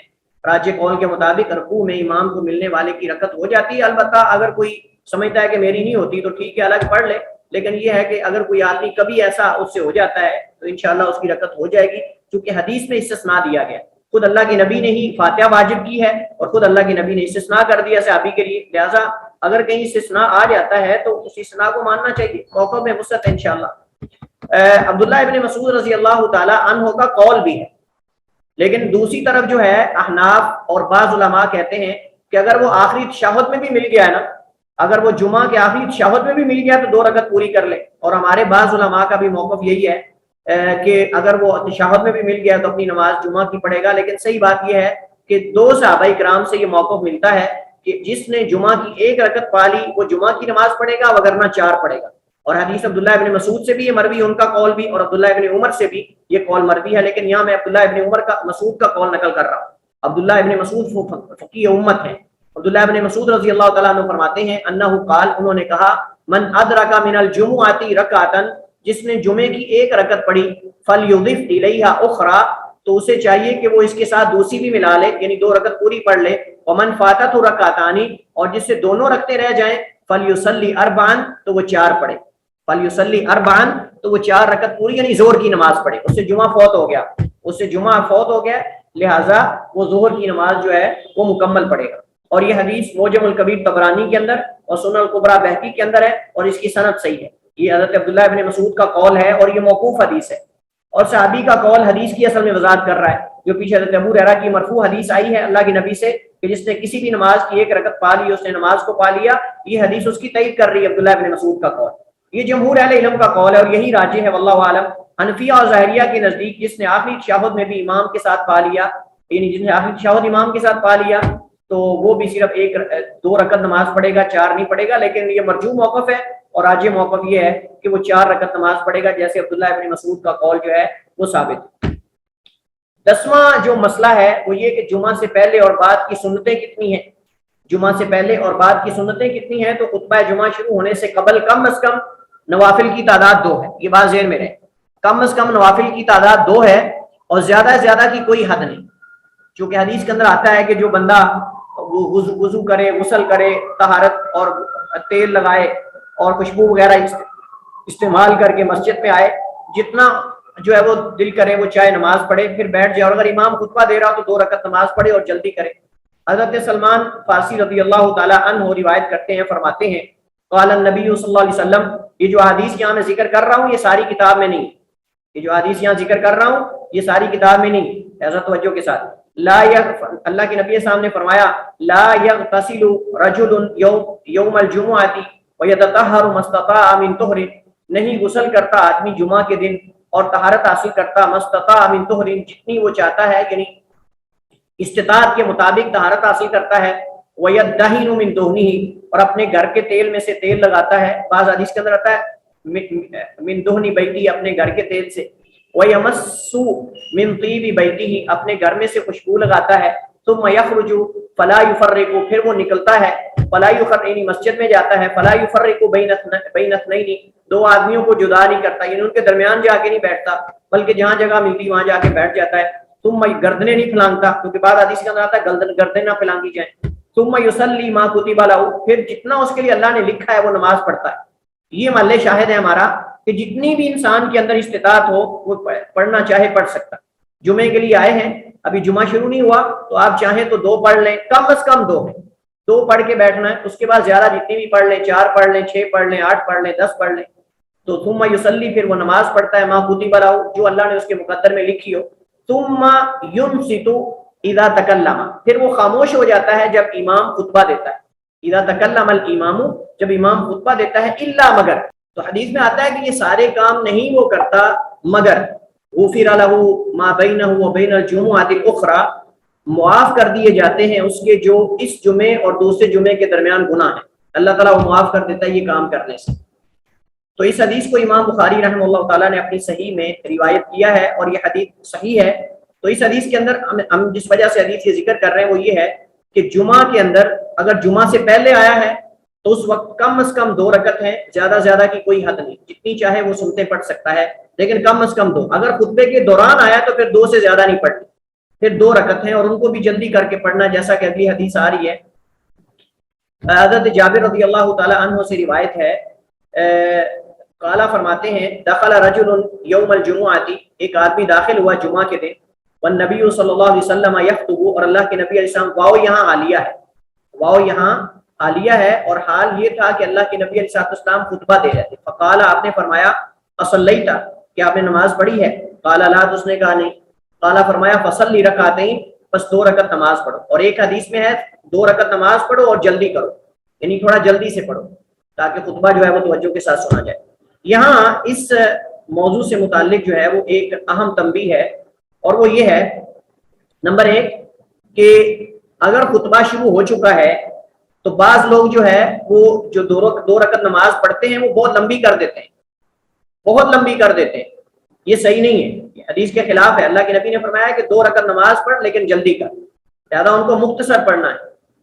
اسی طرح بعض لوگ جو ہے جب خطبہ جمعہ کی اذان ہو رہی ہوتی ہے اس وقت وہ کھڑے ہو کر انتظار کرنے لگ جاتے ہیں، اس وقت وہ کھڑے ہو کر انتظار کرنے لگ جاتے ہیں. اب سوال یہ ہے کہ جب خطبہ جمعہ کی اذان ہو رہی ہو تو اب کیا اذان کا جواب دیں یا ہم جو ہے وہ خطبہ جمعہ سنیں، تو صحیح بات یہ ہے کہ اذان کا جواب دینا یہ افضل ہے، یہ واجب نہیں ہے، البتہ خطبہ جمعہ کو خاموشی کے ساتھ سننا یہ واجب ہے۔ لہٰذا اب ہم نے دیکھنا ہے کہ ان میں زیادہ اہم کیا ہے، کیا خطبے کو خاموشی کے ساتھ سننا ہے یا اذان کو؟ لہٰذا اس کو چاہیے کہ اذان جب ہو رہی ہو تو سنتے شروع کر دے اور اس کے بعد خطبے کو پوری توجہ کے ساتھ سنیں، کیونکہ خطبے کو خاموشی کے ساتھ سننے کی زیادہ تاکید ہے بنسبت اذان کا جواب دینے کی، تو لہٰذا یہ مسئلہ بھی اہم ہے۔ جمعہ کی نماز کے بعد سنتوں کے بارے میں دو طرح کی حدیث ملتی ہیں، جمعہ کے بعد کی جو سنتیں ہیں اس حوالے سے دو طرح کی حدیث ملتی ہیں۔ بعض حدیث میں آتا ہے کہ اللہ کے نبی علیہ الصلوۃ والسلام جو ہے وہ 4 رکعت سنتے پڑھتے تھے، 4 رکعت، بعض حدیث میں 2 کا ذکر ہے۔ اب اس میں جمع کی کیا صورت ہے، کیا 4 پڑھیں گے یا 2 پڑھیں گے، یا مسجد میں جو ہے وہ 4 پڑھیں گے، گھر میں 2 پڑھیں گے چونکہ گھر میں افضل ہوتی ہے نماز، یا یہ ہے کہ اس کے اندر اختیار ہے؟ تینوں طرح کے اقوال علماء سے مروی، تینوں طرح کے اقوال جمع کی صورت میں، یعنی ان حدیث کو کیسے جمع کریں گے ہم، کہ بعض حدیث کے اندر 4 نوافل پڑھنے کا ذکر ہے جمعے کے بعد، بعض حدیث میں 2 کا، تو ان میں جمع کی کیا صورت ہے؟ تو ان حدیث کو جمع جو ہے وہ علماء نے کچھ یوں کیا ہے۔ امام احمد بن حنبل رحمہ اللہ تعالیٰ فرماتے ہیں کہ جو 2 رکعت پڑھنا چاہے وہ 2 پڑھ لے، اور جو 4 پڑھنا چاہے وہ 4 پڑھ لے، یعنی اللہ کے نبی نے یہ اور یہ اس وجہ سے کیا ہے کہ جو 4 چاہے وہ 4 پڑھ لے، جو 2 چاہے وہ 2 پڑھ لے، یعنی دونوں طرح کی جو حدیث ہیں یہ امت کے لیے اختیار ہے اور آسانی کے لیے، 4 پڑھے تب بھی 2 پڑھے تب بھی، کسی کو ملامت نہیں کرنا چاہیے۔ امام نووی رحمہ اللہ تعالیٰ فرماتے ہیں کہ رسول اللہ صلی اللہ علیہ وسلم سے 4 رکعت پڑھنے کا ذکر ان کے افضل ہونے کی وجہ سے، اور 2 رکعت کا ان کے جواز اور کم از کم مقدار بیان کرنے کے لیے، یعنی افضل 4 ہے لیکن 2 کم از کم ہے کہ اتنی آپ پڑھیں۔ شیخ الاسلام ابن تیمیہ رحمہ اللہ تعالیٰ اور ان کے شاگرد علامہ ابن القیم رحمہ اللہ تعالیٰ فرماتے ہیں اگر کوئی مسجد میں سنتیں پڑھنا چاہتا ہے تو 4 پڑھے، اور اگر گھر میں پڑھنا چاہتا ہے تو 2۔ مختلف علماء کے موقف ہیں، وہ اس وجہ سے کہتے ہیں کہ چونکہ گھر میں نفل نماز پڑھنا زیادہ افضل ہے بنسبت مسجد میں پڑھنے کے، لہٰذا اگر مسجد میں پڑھے گا تو 4 پڑھے گا، اور اگر گھر میں پڑھے گا تو 2 پڑھے گا، چونکہ دونوں طرح کے افعال اللہ کے نبی علیہ الصلوۃ والسلام سے مروی ہیں۔ خطبہ جمعہ کے آداب، سب سے پہلے تو یہ کہ 2 خطبوں کا حکم کیا ہے۔ جمہور علماء کے ہاں جمعہ کے لیے 2 خطبے دینا واجب ہے، کیونکہ رسول اللہ صلی اللہ علیہ وسلم نے اس پر ہمیشگی کی ہے۔ امام نووی رحمہ اللہ تعالیٰ فرماتے ہیں کہ مستحب ہے کہ خطبہ جمعہ فصیح، لیکن بعض علماء کہتے ہیں کہ دونوں خطبے واجب نہیں بلکہ ایک خطبہ واجب ہے، دوسرا سنت اور مستحب ہے۔ دونوں طرح کے موقف علماء کے پائے جاتے ہیں۔ امام نووی رحمہ اللہ تعالیٰ فرماتے ہیں مستحب ہے کہ خطبہ جمعہ فصیح، بلیغ، مرتب، ترتیب دیا گیا، آسان سمجھ آنے والے الفاظ کے ساتھ فصیح و بلیغ ہو، یہ نہ ہو کہ وہاں کے اہل علاقہ کی زبان میں ہو، اور اگر کوئی دوسری زبان والا آ جائے جو فصیح بولنے والا ہو تو اس کو سمجھ ہی نہ آئے۔ عموماً یہ ہوتا ہے کہ فصیح زبان سارے لوگ سمجھتے ہیں، لیکن عامی زبان جو ہوتی ہے وہ صرف وہی سمجھتے ہیں جو وہاں کے لوگ ہوتے ہیں، جو جن کے اندر خطبہ دیا جا رہا ہوتا ہے۔ تو یہ جو عامی زبان ہوتی ہے یہ بعض علاقوں کے لیے خاص ہوتی ہے، تو لہٰذا یہ خطیب کو دیکھنا چاہیے کہ اس کے سامنے لوگ کس طرح کے، اگر تو زیادہ بلکہ پورے ہی علاقے کے لوگ ہیں تو پھر وہ علاقے کی زبان استعمال کرے، اور اگر وہاں اور بھی لوگ شامل ہیں تو پھر وہ زبان استعمال کرے جو پورے ملک کے لیے یا پورے اس علاقے کے لیے بولی جاتی ہے، صرف ان کے نہیں۔ اب مثال کے طور پر مصر ہے، اب مصر کے اندر ان کے جو لہجہ ہے وہ بہت خاص لہجہ ہے، وہ دیگر عرب بسا اوقات سمجھ نہیں سکتے، عرب بھی نہیں سمجھ سکتے بسا اوقات۔ تو اس وجہ سے ہمارے ایک استاد تھے مصر کے، تو وہ جب ہمیں پڑھاتے تھے تو کبھی کبھی وہ عامی میں شروع ہو جاتے تھے، یعنی وہ جو فصیح عربی ہے اس میں پڑھاتے تھے، لیکن کبھی کبھی ان کو پتہ ہی نہیں چلتا تھا، جو کہ وہ خطیب رہے وہاں مسجد میں، اپنے وہاں مصر کے اندر جو گاؤں کی مسجد تھی وہاں خطیب رہے، تو کبھی کبھی وہ عامی زبان میں شروع ہو جاتے تھے۔ تو ایک دن وہ اسی طرح پڑھا رہے تھے تو کہتے وہ بات کر رہے تھے اس کی جو اناشید ہوتے ہیں، اناشید یعنی جو اشعار پڑھے جاتے ہیں، کیا یہ صحیح ہے کہ غلط ہے؟ وہ حدیث کی حضرت حسان بن ثابت جو ہے مسجد میں شعر پڑھا کرتے تھے، حضرت عمر نے جو ہے ان کو رک کر دیکھا تو انہوں نے کہا کہ تم کیوں رک کے دیکھ رہے ہو، یعنی اللہ کے نبی کے سامنے میں یہ شعر پڑھا کرتا تھا، تو وہ چپ کر کے خاموش ہو گئے۔ تو وہ یہ بیان کر رہے تھے تو کہتے ہیں وفی اناشید اسلامی ہے وفی غیر اسلامی ہے، اناشید اسلامی ہے یجوز فی المسجد وفی غیر المسجد، اما اناشید غیر اسلامی ہے لا یجوز فی المسجد ولا فی غیر المسجد۔ اب ان کا ایک خاص لہجہ ہے، وہ مسجد کو مسجد کہتے ہیں، مسجد، تو یعنی مخارج کا بھی ان کا کچھ فرق ہے۔ تو وہ ایک انڈونیشی اسٹوڈنٹ بیٹھا ہوا تھا, وہ کہتا سر جی آپ نے کیا کہا مجھے تو سمجھ نہیں آئی. وہ کہتا سر جی آپ نے کیا کہا ہے مجھے تو سمجھ نہیں آئی. تو وہ کہتے سر پکڑ کے بیٹھ گئے, کہتے میں نے کہا ہے کہ تم مجھے بتایا کرو, میں جب آمی میں شروع ہو جاؤں تو مجھے بتایا کرو کہ آپ آمی میں شروع ہو گئے, کیونکہ میں خطیب رہا ہوں کہتے ہیں, تو اس وجہ سے کبھی کبھی میں آمی میں شروع ہو جاتا ہوں, تو مجھے بتایا کرو, کیونکہ وہاں تو سارے ملکوں کے لوگ ہوتے ہیں طلبا, تو ان کو تو جو فصیح زبان ہے زیادہ کو وہی آتی ہے. البتہ یہ کہ جو زیادہ وہاں رہتے ہیں, زیادہ دیر رہنے سے ان کو عامی سمجھ آنے لگ جاتی ہے, بول بھی لیتے ہیں, لیکن یہ ہے کہ بعض عامی ایسی زبان ہوتی ہے جو سمجھ نہیں آتی. یہ مطلب ہر علاقے کے لہجے ہوتے ہیں اور وہ لہجہ وہی سمجھ سکتے ہیں. اہل یمن کے اندر, اب یمن کے اندر بعض قبائل ایسے ہیں جو بدو قسم کے ہیں, وہ عربی بولتے ہیں, وہاں کے شہری نہیں سمجھ سکتے ان کی زبان. بہرحال یہ سامنے جو جمہور جو سامعین ہوتے ہیں ان کو دیکھ کر جو ہے خطبہ اور زبان اور لہجہ اور یہ چیزیں اختیار کرنا, یہ اصل میں یہی تو خطابت ہے. لیکن آسان ہونا چاہیے, خطبہ آسان ہو تاکہ سب کو سمجھ آئے. اتنی بھی زیادہ فساد و بلاغت نہ ہو کہ لوگ جو ہے وہ بعد میں پوچھتے پھرے کہ آپ نے یہ کیا کہا, یہ کیا, اس کا کیا مطلب ہے. خطبہ جمعہ میں حمد و ثنا کے بعد رسول اللہ صلی اللہ علیہ وسلم پر درود و سلام پڑھا جائے اور خطبے کا آغاز مسنون خطبے سے کیا جائے, جس کو خطبہ مسنونہ کہا جاتا ہے, جو احادیث میں نبی علیہ السلام سے منقول اور مروی ہے. آپ صلی اللہ علیہ وسلم تمام خطبوں کے اندر, بلکہ اس کے علاوہ خطبۃ النکاح کے اندر بھی آپ صلی اللہ علیہ وسلم دیگر مقامات پہ بھی یہ خطبہ جو ہے وہ پڑھا کرتے تھے. اس کو خطبۃ الحاجہ کہا جاتا ہے, اس کو خطبۃ الحاجہ کہا جاتا ہے. ان الحمد للہ نحمده ونستعینه ونستغفره ونعوذ باللہ من شرور انفسنا, یہاں سے لے کر آخر تک یہ خطیب کے لیے مستحب اعمال کیا ہیں کرنے کے. تو سب سے پہلے یہ کھڑے ہو کر خطبہ دینا, 2 خطبوں کے درمیان بیٹھنا. جی, تو کھڑے ہو کر خطبہ دینا, 2 خطبوں کے درمیان بیٹھنا. جمہور اہل علم کے ہاں کھڑے ہو کر خطبہ دینا واجب ہے, اور امام ابو حنیفہ کے ہاں سنت ہے. امام ابو حنیفہ رحمہ اللہ تعالیٰ کے ہاں سنت ہے, لیکن صحیح بات یہ کہ بغیر عذر کے کھڑے ہو کر خطبہ دینا, بیٹھ کر خطبہ دینا جائز نہیں. بغیر کسی عذر کے بیٹھ کر خطبہ دینا یہ جائز نہیں ہے. لیکن افسوس کہ آج یہ فیشن بن چکا ہے, لیکن افسوس کہ آج یہ فیشن بن چکا ہے. کوئی خطیب جو ہے کسی خاص خطیب کی کاپی کرتا ہے, لہذا وہ خطیب چونکہ بیٹھ کے خطبہ دیتا ہے تو یہ چونکہ اس کی کاپی کرتا ہے, لہذا یہ بھی اسی طرح بیٹھ کے خطبہ دے گا, اسی طرح رومال سامنے رکھے گا اپنے گھٹنوں پہ یا اپنے وہاں ران پہ اپنے سامنے چولی میں بچھا کے رکھے گا, اسی طرح داڑھی کا سٹائل بنائے گا, اسی طرح ٹوپی کا سٹائل بنائے گا, اسی طرح جو ہے وہ اگر وہ بیٹھ کے خطبہ دیتا ہے تو بیٹھ کے خطبہ دے گا. مطلب کہ کوشش کرتے ہیں حدیث نہیں دیکھنی کہ نبی علیہ السلام کا فرمان کیا ہے, لیکن یہ دیکھنا ہے کہ چونکہ میں فلاں خطیب کی کاپی کر رہا ہوں تو وہ چونکہ بیٹھ کے خطبہ دیتا ہے لہٰذا میں بھی بیٹھ کے خطبہ دوں گا.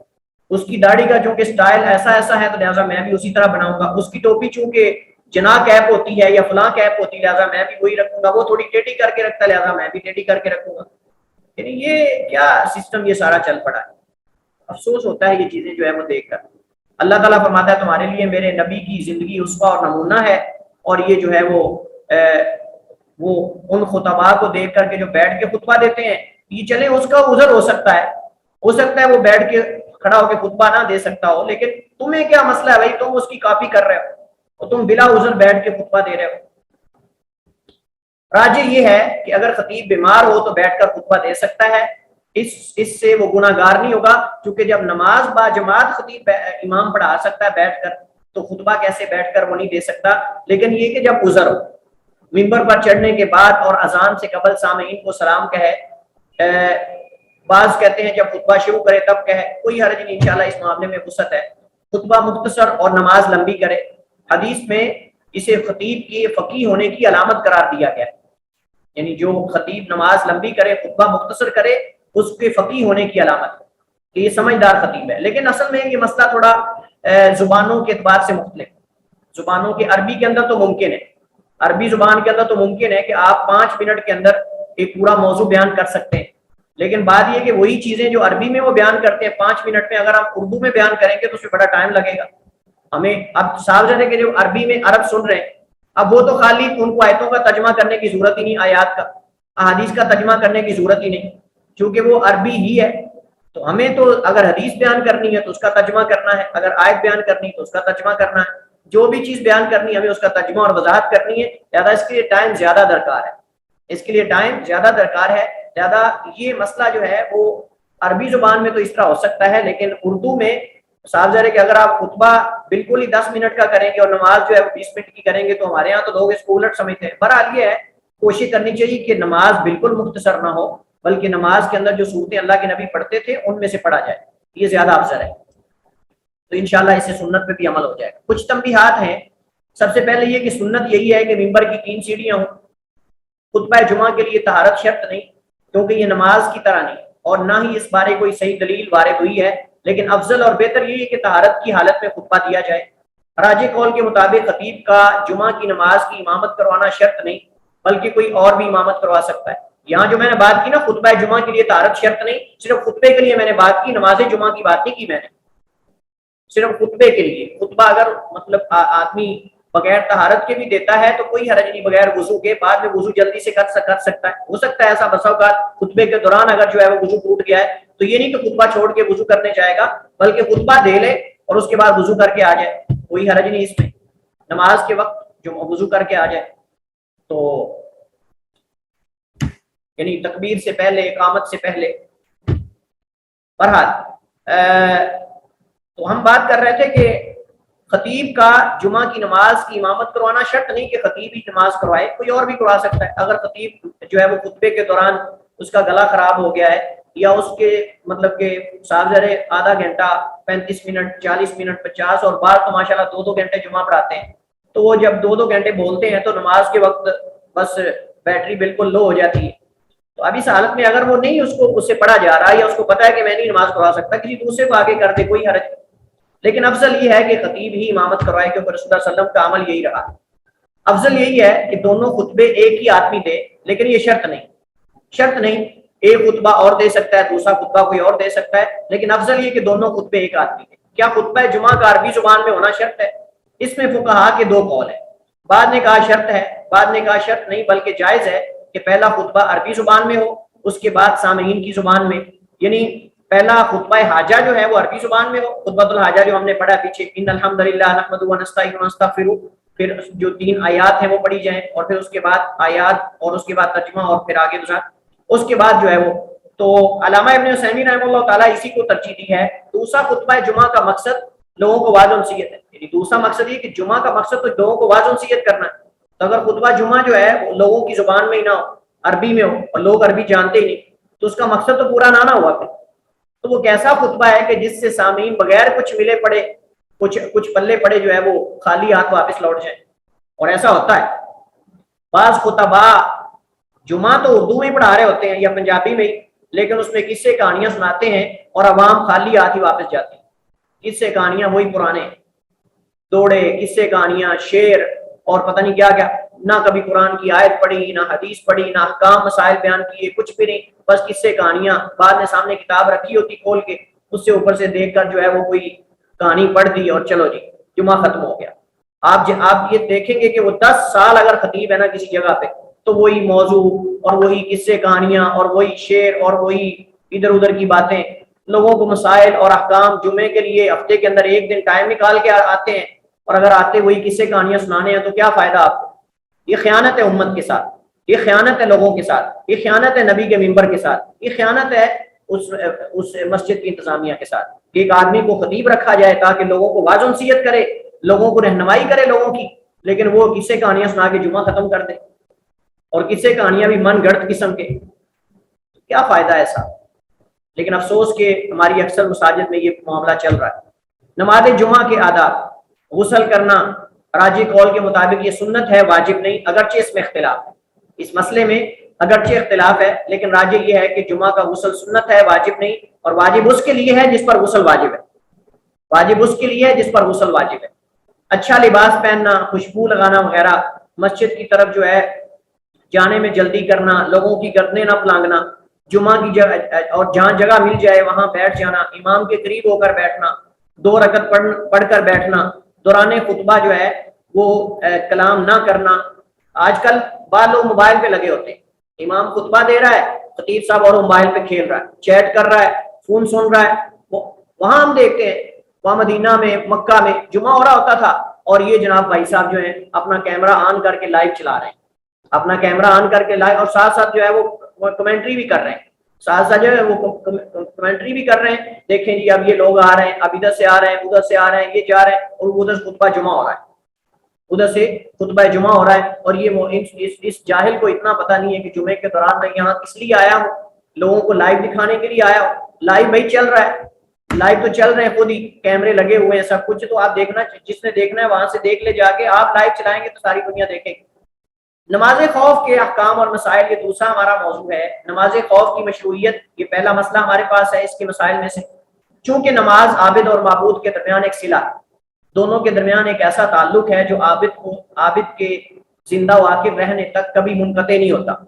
इस अहमियत के पेश नज़र नमाज मुसलमान से किसी हालत में भी साकित और मुआफ नहीं होती, हत्ता कि अल्लाह ताला की राह में जिहाद करते हुए जब दुश्मन का सामना हो तो भी इसे मशरू करार दिया गया और इसका हुक्म दिया गया है। अगर नमाज मुआफ होनी होती तो नमाज खौफ दुश्मन के सामने मुआफ होती, लेकिन अल्लाह ताला ने जंग के अंदर भी नमाज को मुआफ नहीं किया।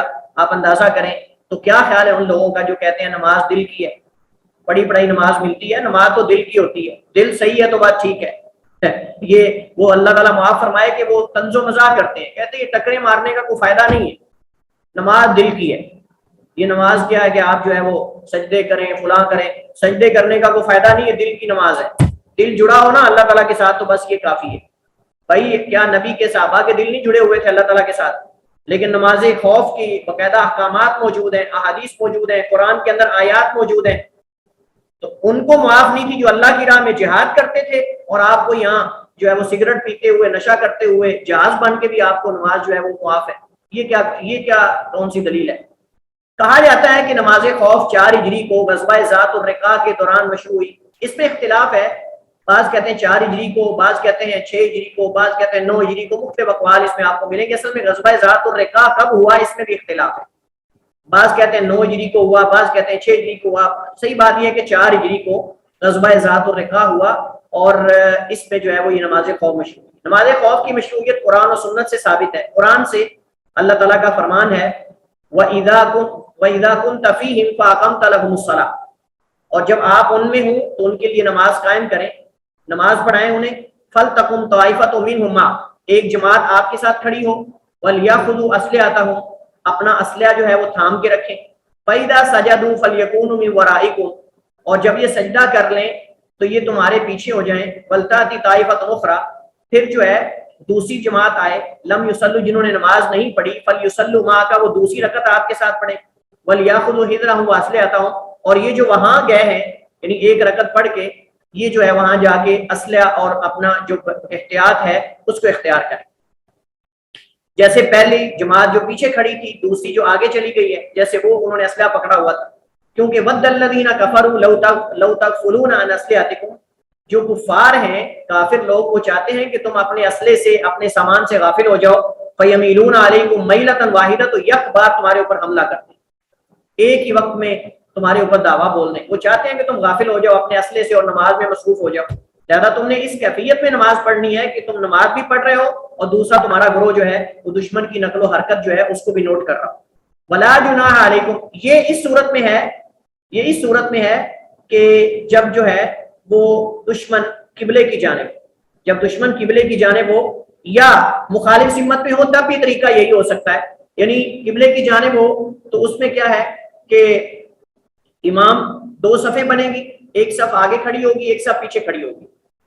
पहली सफ जो है उसमें ये 2 तरीके जरा ज़हन में रखिएगा, आगे हदीस आ रही है। अब रुकू तक जो है इमाम के साथ इकट्ठे होंगे। अगर किबले की जानिब दुश्मन है तो रुकू तक सारे इकट्ठे रुकू करेंगे, लेकिन इमाम के साथ सजदा करते हुए एक पहले आगे वाली सफ जो है वो सजदा करेगी, आगे वाली सफ सजदा करेगी और यानी पहली रकत के दोनों सजदे जो हैं वो करके ये वापस आ जाएगी और पीछे वाली सफ आगे चली जाएगी। यानी आप जानते हैं कि सलातुल खौफ के अंदर कम से कम 1 रकत नमाज है। 1 रकत नमाज सलातुल खौफ के अंदर कम से कम 1 है, ज्यादा से ज्यादा 2 है। लिहाजा अगर 1 रकत पढ़नी है, इमाम की 2 होंगी, मुक्तदियों की 1-1 होगी। कैसे 1-1 होगी ये मैं आपको बताना चाह रहा हूं। और वो ये है कि अगर दुश्मन सामने है, किबले की जानिब सामने दुश्मन है, इमाम आगे खड़ा होगा और 2 सफ़े बनाई जाएंगी। एक सफ इमाम के पीछे खड़ी होगी और एक सफ उसके पीछे खड़ी होगी। अब نماز آگے والی صف پڑھ رہی ہوگی، پیچھے والی بھی پڑھ رہی ہوگی، لیکن جب یہ لوگ پہلی رکعت امام کے ساتھ آگے والے پڑھ لیں گے، دونوں سجدے کر لیں گے، اب وہ پیچھے آ جائیں گے، اب امام کی دوسری رکعت شروع ہو چکی ہے، پیچھے والے آگے چلے جائیں گے اور آگے والے پیچھے آ جائیں گے، اب دوسری رکعت امام کی یہ دوسری صف جو پیچھے کھڑی تھی یہ پڑھے گی۔ ایک طریقہ تو یہ ہے۔ دوسرا طریقہ یہ ہے کہ جیسے میں نے آپ کو بتایا کہ رکوع تک سارے اکٹھے کریں گے، ایک یہ کہ پوری رکعت ہی الگ الگ پڑھیں، ایک یہ کہ رکوع تک اکٹھے جائیں، لیکن سجدہ جو ہے یہ بعد میں کریں گے، وہ پہلے والے پہلی رکعت کا سجدہ کریں گے امام کے ساتھ، اور اس کے بعد جو ہے یہ دوسرے والے جیسے انہوں نے اپنا پورا کیا پھر یہ کریں گے۔ اس صورت میں جو ہے وہ ایک ایک رکعت بھی پڑھی جا سکتی ہے، دو دو رکعت بھی پڑھی جا سکتی ہے، یہ جب دشمن سامنے ہو۔ اس طرح ایک اور آگے صورت آ رہی ہے، ایک تو یہ ہے کہ ایک رکعت پڑھ کے امام کے ساتھ یہ پیچھے آ جائیں اور پھر دوسری جو سب پیچھے والی ہے وہ آگے چلی جائے، وہ بھی ایک رکعت پڑھ لیں، یہ بھی ایک سلام پھیر دیں، ان کی ایک ایک رکعت ہو جائے گی، امام کی دو ہو جائیں گی، اور یہ دونوں طریقے صحیح ہیں۔ آگے کچھ مزید صورتیں آ رہی ہیں انشاءاللہ، وہ ہم آگے پڑھیں گے۔ وَالَّذِينَ كَفَرُوا، اچھا، وَلَا جُنَاحَ عَلَيْكُمْ، اور نہیں تمہارے اوپر کوئی گناہ، ان کانا بکم اذن، اگر تمہیں کوئی کسی قسم کی تکلیف ہو، من مطر، ان بارش کے، او کنتم مرضی، یا تم بیمار ہو، ان تضعوا اسلحتکم، اپنا اسلحہ اتار کے رکھو۔ اگر بارش وغیرہ ہے اس کے اندر صاف ظاہر ہے کہ اسلحے کو اٹھانا بوجھل ہو سکتا ہے، مشکل ہے، بھاری ہے، چلنا بھی پڑ سکتا ہے، تو پھر کوئی حرج نہیں کہ تم اپنا اسلحہ جو ہے اس کو رکھ دو۔ وخذوا حذرکم، لیکن اپنا بچاؤ اور احتیاط جو ہے اس کو لازم پکڑو۔ ان اللہ اعد للکافرین عذابا مہینا، بے شک اللہ تعالیٰ نے کفار کے لیے رسوا کن عذاب جو ہے وہ تیار کر رکھا ہے۔ اسی طرح نبی علیہ السلام نے اپنے صحابہ کو کئی بار مختلف طریقوں سے نماز خوف پڑھائی ہے، یہاں تین طریقے ذکر کیے جائیں گے۔ ایک تو یہ نماز جو گزر چکا ہے حدیث کے اندر، یہ آگے آ رہا ہے، اور اس کے علاوہ اور بھی طریقے ہیں۔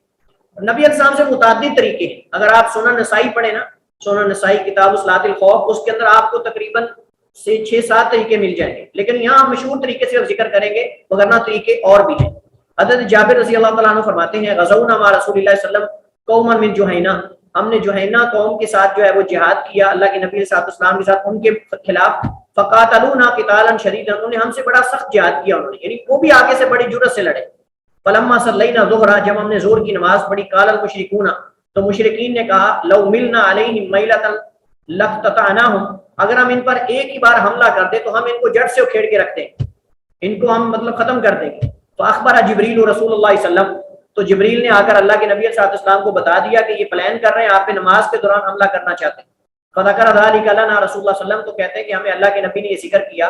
قال، تو کہتے ہیں، وقالوا، انہوں نے کہا، انہ ستاتیہم صلاۃ ہی احب الیہم من الاولاد، یہ زور کی نماز جب پڑھ رہے تھے نا، اس کے بعد انہوں نے یہ مشورہ کیا، انہوں نے کہا کہ ایک نماز آنے والی عصر کی نماز جو ان کو بڑی محبوب ہے، وہ تو اپنی اولاد اور اپنے مال سے بھی زیادہ اس کو محبوب سمجھتے ہیں، کبھی عصر کی نماز چھوڑتے نہیں، لہذا جب عصر کی نماز پڑھیں گے ہم حملہ کر دیں گے۔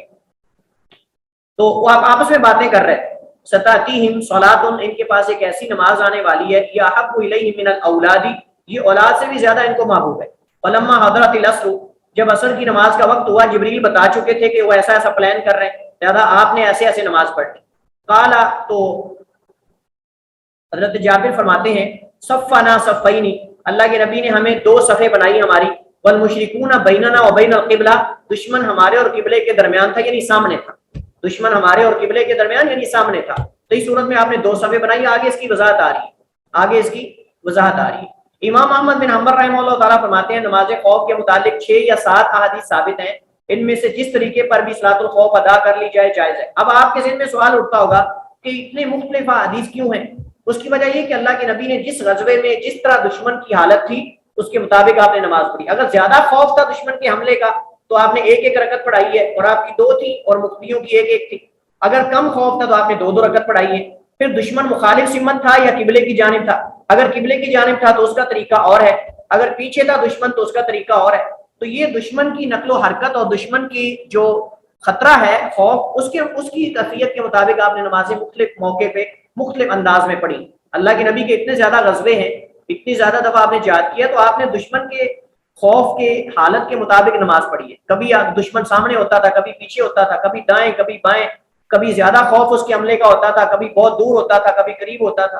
تو اس حساب سے مختلف طریقے حدیث میں ملتے ہیں، لہٰذا کوئی تعارض نہیں ہے۔ ان میں سے جو بھی طریقہ مناسب اختیار کر لیا جائے ضرورت کے وقت انشاءاللہ اس پہ عمل ہو سکتا ہے۔ علامہ ابن القیم رحمہ اللہ تعالیٰ فرماتے ہیں نماز خوف کی اصل میں 6 طریقے اور بعض طریقے دوسروں سے زیادہ بلیغ ہیں۔ انہوں نے قصے میں راویوں کے اختلاف کو دیکھا تو اسے نبی کریم علیہ السلام سے ایک مستقل طریقہ بنا دیا۔ اگر راوی نے ایک ہی واقعے کو مختلف طریقوں سے بیان کیا، یعنی جیسے اس کو سمجھ آئی، تو انہوں نے اس کو 2 طریقے بنا لیا، حالانکہ راوی کو ہو سکتا ہے کہ مطلب سمجھنے میں غلط فہمی ہوئی ہو یا اس نے طریقہ دوسرے سے تھوڑا ہٹ کے بیان کیا، تو انہوں نے اس کو 2 طریقے بنا لیے۔ اس طرح کر کے طریقے زیادہ بن جاتے ہیں، مگر نہ اصل بہت کم طریقے ہیں۔ حافظ ابن حجر رحمہ اللہ تعالیٰ فرماتے ہیں اور معتبر بھی یہی ہے، صلاۃ الخوف کا طریقہ شدید خوف اور دشمن کی جگہ مختلف ہونے کے صورت میں مختلف ہوگا۔ آیا دشمن قبلے کی جانب ہے یا نہیں؟ امام کو چاہیے کہ وہ حالت کی مناسبت اور مصلحت کو مد نظر رکھتے ہوئے جو طریقہ مناسب ہو اسے اختیار کرے، اور مصلحت یہ ہے کہ نماز کے لیے احتیاط اور دشمن سے بچاؤ اور مکمل حفاظت ہو، حتیٰ کہ دشمن مسلمانوں پہ نماز کی حالت میں اچانک حملہ نہ کرتے ہیں۔ خطابی رحمہ اللہ تعالیٰ کہتے ہیں نماز کے کئی ایک طریقے ہیں، نماز کی کئی اقسام ہیں۔ نبی کریم علیہ السلام نے مختلف ایام میں مختلف طریقوں اور شکلوں میں نماز خوف ادا کی ہے۔ ان سب طریقوں میں انہوں نے وہ طریقہ اختیار کیا جو نماز کے لیے زیادہ مناسب اور احوط احتیاط والا تھا اور دشمن سے بچاؤ میں زیادہ بہتر تھا۔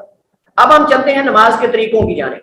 پہلا طریقہ، اگر دشمن قبلہ کی جہت میں نہیں تو پھر لشکر کا امیر قائد لشکر کو 2 گروہوں میں تقسیم کرے گا۔ ایک گروہ اس کے ساتھ نماز ادا کرے گا، دوسرا دشمن کے مقابلے میں یعنی پیچھے کھڑا ہوگا۔ دونوں کی کمریں آپس میں ملی ہوں گی، دونوں کی کمریں یعنی دونوں گروہ جو کھڑے ہیں امام کے پیچھے ان کی کمریں آپس میں ملی ہوں گی، چہرے مخالف سمت ہوں گے، ایک کا چہرہ امام کی طرف، ایک صف کا دوسرے کا پیچھے کی جانب ہے۔ اب امام کے ساتھ نماز وہ صف پڑھے گی جن کا چہرہ قبلے کی جانب، دوسری دشمن کی طرف دیکھے گی، دشمن کی نقل و حرکت، ٹھیک ہے، تاکہ مسلمانوں پہ حملہ نہ کریں۔ چنانچہ پہلے گروہ کو 1 رکعت پڑھائے امام، جب دوسری رکعت کے لیے اٹھے تو وہ خود نماز مکمل کر لیں، یعنی 1 رکعت اپنی پڑھ لیں، امام قیام لمبا کر دے اور وہ اپنی دوسری رکعت پڑھ کے واپس چلے جائیں۔ اس طرح دوسرے آ جائیں اور وہ امام کے ساتھ 1 پڑھ کے امام تشہد میں بیٹھا رہے گا زیادہ دیر، اور وہ 1 رکعت اپنی پڑھ کے امام کے ساتھ سلام پھیرتے۔ ایک طریقہ یہ۔ دوسرا یہ 1 رکعت پڑھیں گے تو پھر کیا ہے کہ وہ 1 رکعت امام کے ساتھ پڑھ کر واپس چلے جائیں گے اور امام دوسری رکعت کے قیام میں لمبا تھوڑا کرے گا قیام اور کھڑا رہے گا، حتیٰ کہ پچھلی صف والے آگے آ جائیں اور وہ امام کے ساتھ 1 رکعت پڑھ کے وہ سلام پھیرتے، پہلے والے سلام پھیر کے چلے گئے۔ اب دونوں کی 1 رکعت ہو جائے گی اور 1 رکعت بھی جائز ہے صلاۃ الخوف کے اندر، اور امام کی 2 ہو جائیں گی، جیسے کہ اس حدیث کے اندر یہاں بیان ہو رہا ہے۔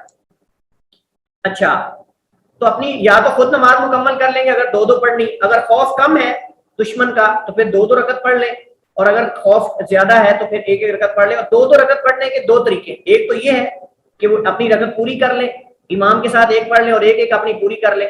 دوسرا طریقہ یہ ہے کہ امام دونوں جماعتوں کو 2 رکعت پڑھائے اور سلام پھیرے، پہلی جماعت آئے اس کو 2 رکعت پڑھائے اور سلام پھیر دے، پھر دوسری جماعت آئے اور اس کو جو ہے امام 2 رکعت پڑھائے اور سلام پھیر دے۔ اس طرح امام کی 4 ہو جائیں گی، 2 فرض اور 2 نفل، اور مقتدیوں کی 2 ہو جائیں گی، جیسا کہ آگے آخر میں جا کے میں طریقہ یہ ذکر کروں گا۔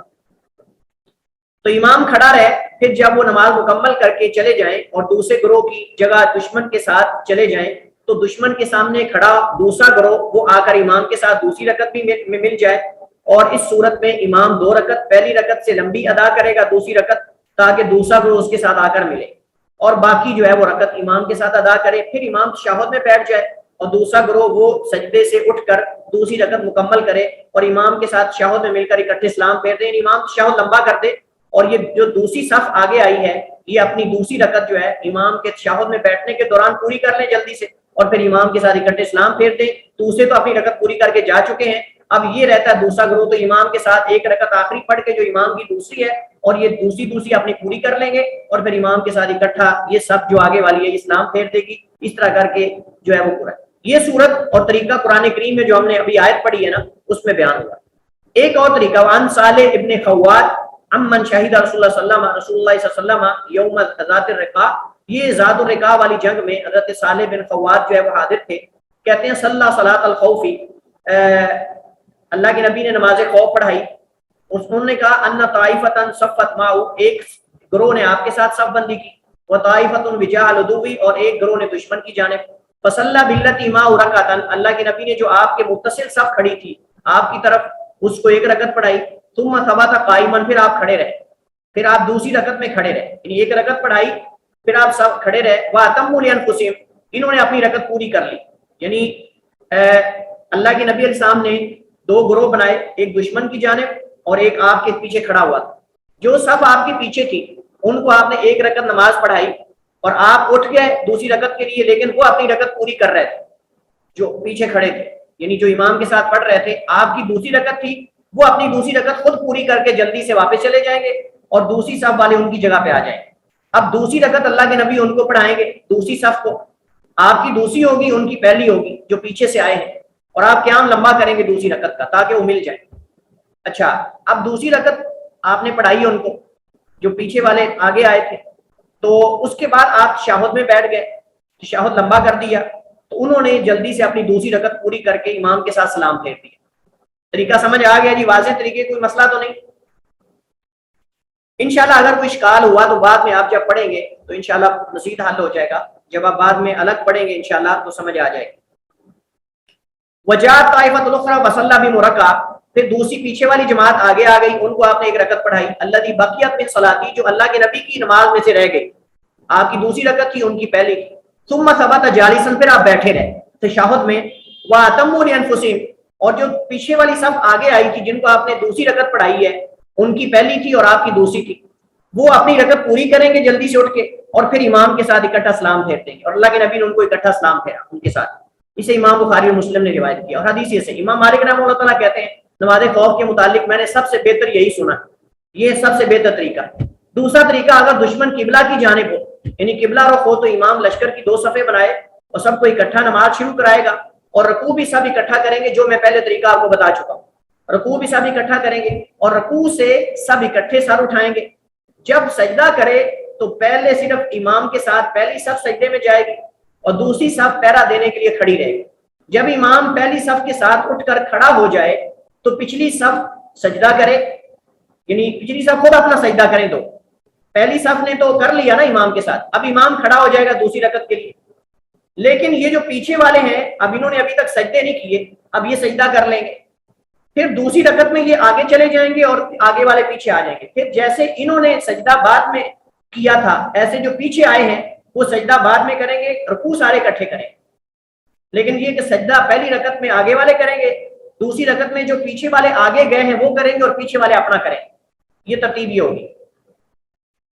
फिर इमाम इन सब को दूसरी रकत पढ़ाएगा, सब इकट्ठे क़याम और रुकू करेंगे। लेकिन जब सजदे में जाएं तो पहली सब सजदा करेगी, जो पहले पीछे थी वो अब आगे चली गई है, अब वो सजदा करेंगे, पीछे वाले खड़े रहेंगे रुकू के बाद। तो जब वो सजदा कर लेंगे तशहुद में बैठ जाएंगे, ठीक है। अब ये पीछे वाले अपने सजदे करके इकट्ठे सारे तशहुद में बैठ जाएंगे और इकट्ठे इस्लाम फेरते हैं इमाम के साथ। तो ये तरीका है। ये सूरत इस वक्त मुमकिन है जब दुश्मन किबले की जानिब।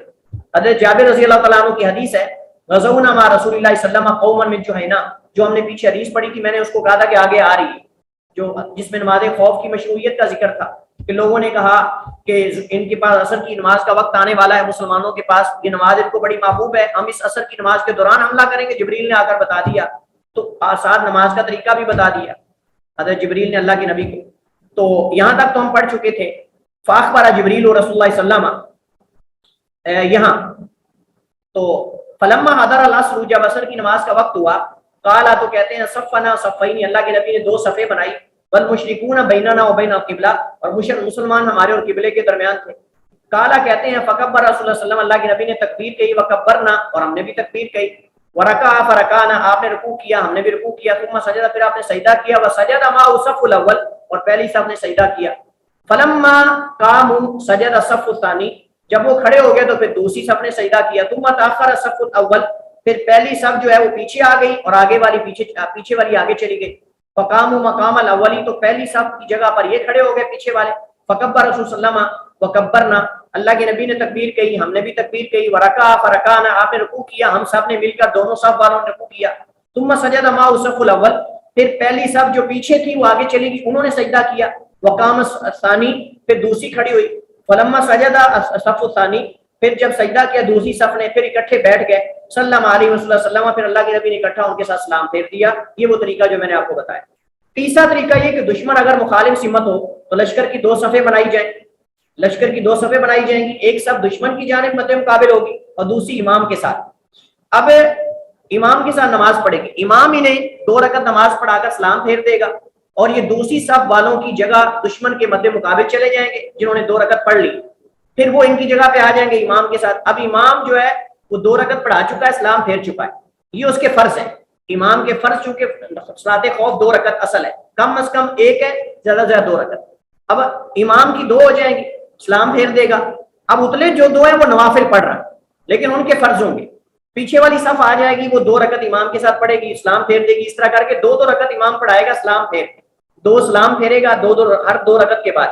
امام کی 4 ہو جائیں گی, مفتیوں کی 2 ہو جائیں گی, اور امام کی 2 پہلے فرض ہوں گے, 2 بعد والے نفل شمار ہوں گے. اور یہ حدیث بھی سنن نسائی وغیرہ کے اندر صحیح سند کے ساتھ موجود ہے. چوتھا طریقہ یہ کہ اگر شدید قسم کا خوف ہے اور امام کے لیے مسلمانوں کو نماز باجماعت قربانی ممکن نہ ہو, گمسان کی جنگ اور لڑائی شروع ہو چکی ہو, دونوں صفوں کا آپس میں شدید لڑائی کی صورت میں مقابلہ ہو چکا ہے, چنانچہ اس حالت میں ہر مسلمان لڑائی کے دوران پیدل یا سواری پر قبلہ رخ ہو کر بغیر قبلہ رخ ہوئے جیسے بھی ہے انفرادی حالت میں نماز ادا کرے گا, جماعت نہیں کروائی جائے گی. اگر سخت جو ہے وہ گمسان کی جنگ ہو رہی, اور آپ جانتے ہیں قدیم زمانے میں جنگیں ہوتی تھی 2 دن تک ہوتی رہتی, پورا دن صبح سے لے کر شام تک جنگ ہوتی تھی, کبھی رکنے کا نام نہیں لیتی. اب سابقہ اس میں 2 نمازیں آتی ہیں, فجر کے وقت شروع ہو جاتی تھی اور زور اثر مغرب 3 نمازیں بسا اوقات ہو جاتی.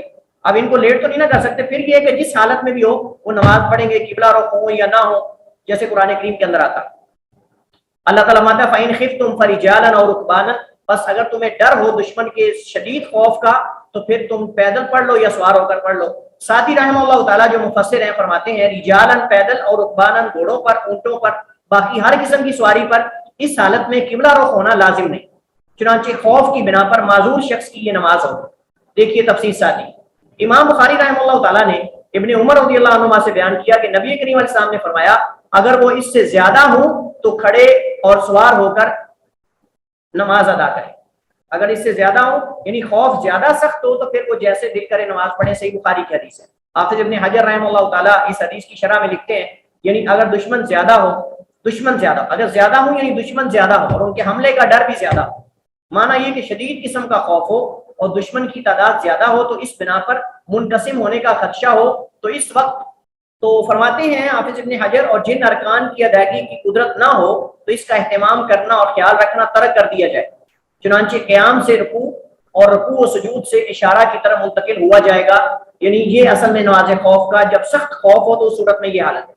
جمہور علماء کا یہی موقف ہے اور ان کا یہی کہنا ہے. امام بخاری رحمہ اللہ تعالیٰ نے نافع رحمہ اللہ تعالیٰ سے بیان کیا کہ عبداللہ بن عمر رضی اللہ عنہ نے نماز خوف کا طریقہ ذکر کیا اور پھر کہنے لگے اگر خوف اس سے بھی زیادہ شدید ہو تو وہ پیدل کھڑے ہو کر نماز ادا کریں گے یا پھر سواری پر ہی قبلہ رخ ہو کر یا قبلہ رخ ہوئے بغیر ہی نماز ادا کر لیں گے. نافع رحمہ اللہ تعالیٰ کہتے ہیں میرے خیال میں عبداللہ بن عمر رضی اللہ عنہما نے یہ نبی کریم علیہ السلام سے بیان کیا. یعنی اب شافعی اپنی رائے سے ایسا مسئلہ بیان نہیں کر سکتا لیکن اس سے اللہ کے نبی نے سنا ہوگا. موطا کی شرح المنتقا میں ہے اگر خوف اس سے بھی زیادہ شدید ہو یعنی اتنا شدید خوف ہو کہ کسی ایک جگہ پر کھڑے ہونا ممکن نہ ہو اور نہ ہی صف بندی ہو سکتی ہو تو اس صورت میں پیدل اور اپنے پاؤں پر ہی نماز ادا کریں. کیونکہ خوف کی 2 قسمیں ہیں, ایک قسم میں استقرار اور صف بنانا ممکن ہے لیکن نماز میں مشغول ہونے کی بنا پر خدشہ ہے کہ دشمن جو ہے وہ حملہ نہ کر دے. لیکن خوف کی دوسری قسم میں نہ تو استقرار ممکن ہوتا ہے ایک جگہ ٹھہرنا اور نہ ہی صف بنانی ممکن ہوتی ہے. مثلا دشمن سے بھاگنے والا شخص جو ہے دشمن سے بھاگنے والا شخص تو اس شخص سے مطلوب ہے کہ اس کے لیے جس طرح بھی ممکن ہو نماز ادا کر لے چاہے پیدل یا سواری پر. اللہ تعالیٰ کا فرمان ہے فَإِنْ خِفْتُمْ فَرِجَالًا أَوْ رُكْبَانًا. اس آیت سے استدلال کیا گیا. مسئلہ کیا حد سے زیادہ خوف کے وقت نماز کو اس کے مقررہ وقت سے لیٹ کیا جا سکتا ہے؟ علامہ ابن عثیمین فرماتے ہیں اس میں علماء کا اختلاف ہے. بعض علماء نے کہا کہ نماز کو اس کے مقررہ وقت سے لیٹ کرنا جائز نہیں بلکہ وہ بھاگتے ہوئے قبلہ وغیرہ غیر قبلہ کی طرف نماز پڑھیں گے اور رکوع و سجود اشارے سے کریں گے جیسا کہ گزشتہ آیت میں بیان ہوا ہے. بعض علماء نے کہا کہ سخت خوف کی حالت میں نماز کو اس کے وقت سے لیٹ کرنا جائز ہے جیسا کہ رسول اللہ صلی اللہ علیہ وسلم نے غزوہ احزاب میں 3 یا 4 نمازیں لیٹ کر کے ادا کی. اور اسی طرح اس حالت میں نماز پڑھنے والے کا دل نماز سے غافل ہوگا یعنی سخت خوف کے اندر نماز کی طرف توجہ نہیں ہوگی اور یہ جائز نہیں. اور کیا یہ حکم منسوخ ہے یا باقی ہے؟ راجح یہی ہے کہ یہ حکم باقی ہے لہذا بوقت ضرورت اس پر عمل کیا جا سکتا ہے. اگر اشارے سے بھی پڑھنا ممکن نہ ہو, اگر اتنا سخت خوف ہے, اتنی سخت گمسان کی جنگ ہے کہ یہ صورت بھی ممکن نہ ہو تو پھر نمازوں کو جمع بھی کیا جا سکتا ہے, پھر نمازوں کو جمع بھی کیا جا سکتا ہے. دور حاضر میں نماز خوف کیسے ادا کریں؟ علامہ ابن عثیمین رحمہ اللہ تعالیٰ فرماتے ہیں, اور لیکن اگر کوئی قائل یہ کہے کہ اگر فرض کر لیا جائے کہ نماز خوف میں نبی کریم علیہ السلام نے جتنی صورتیں ثابت ہیں آپ سے, دور حاضر میں ان کی تطبیق عملی طور پہ ممکن نہیں کیونکہ جنگ کے وسائل اسلحہ مختلف ہے, اس کا جواب یہ ہے کہ اگر ایسے وقت میں نماز ادا کرنے کی ضرورت پیش آ جائے جس میں دشمن سے خطرہ ہو اور نبی کریم علیہ السلام کے بتائے ہوئے طریقوں کے مطابق نماز ادا نہ کر سکیں تو وہ اس طریقے کے مطابق نماز ادا کریں گے جو نبی کریم علیہ السلام کے بتائے ہوئے طریقوں میں سے سب سے زیادہ قریب, یعنی اگرچہ وہ نہ ہو لیکن اس کے قریب قریب, سیم نہ ہو لیکن اس کے قریب قریب کم از کم جو طریقہ بنتا ہے وہ اختیار کر لیں. ضروری نہیں کہ سیم یہ ہو, یعنی جب اللہ کے نبی نے ایک طریقہ اختیار نہیں کیا تو اسی طرح اگر طریقہ اس کے قریب قریب کوئی اور بھی بن سکتا ہے, ممکن ہے, تو وہ بھی اختیار کیا جا سکتا ہے, کیونکہ اللہ تعالیٰ نے فرمایا فاتقوا اللہ ما استطعتم, اللہ سے ڈرتے رہو جتنی استطاعت, اللہ سے ڈرتے رہو جتنی تمہارے اندر استطاعت ہو. چلیے جی, ہمارے پاس اس کے بعد کتاب سے حدیث ہیں, ہم جلدی سے ذرا جو پڑھ چکے ہیں حدیث ان کو ہم اسکپ کرتے جائیں گے اور جلدی سے ہم انشاءاللہ ان سے مرور کرتے ہیں. چلیے جی, کتاب الجمعہ سے عبداللہ ابن عمر رضی اللہ عنہ ابو ہریرہ کی حدیث جو میں نے ابھی آخر میں ہم نے پڑھی تھی, میں نے کہا تھا یہ پہلی حدیث ہے, لَيَنْتَهِيَنَّ أَقْوَامٌ عَنْ وَدِهِمُ الْجُمُعَاتِ, اس میں صرف فوائد ذکر کرنے کی ضرورت ہے, باقی میں نے حدیث کا ترجمہ کر دیا تھا. اس حدیث سے ایک تو یہ پتہ چلتا ہے کہ نماز جمعہ واجب ہے, فرض ہے, کیونکہ اس کے چھوڑنے والے کے لیے وعید وارد ہوئی ہے, اور وہ یہ ہے کہ اللہ دل پہ مہر لگا دیتا ہے, اور دل پہ مہر لگانے کا مطلب یہ کہ وہ دل اس کا غفلت کا شکار ہو جاتا ہے, پھر وہ نہ سننا اس کو فائدہ دیتا ہے اور نہ کوئی دیکھنے والی چیز فائدہ دیتی ہے, پھر وہ ذکر کو ٹھکرا دیتا ہے اور غافل اور زیادہ سست ہو جاتا ہے, دین سے دور ہو جاتا ہے, اور یہ وعید ہے.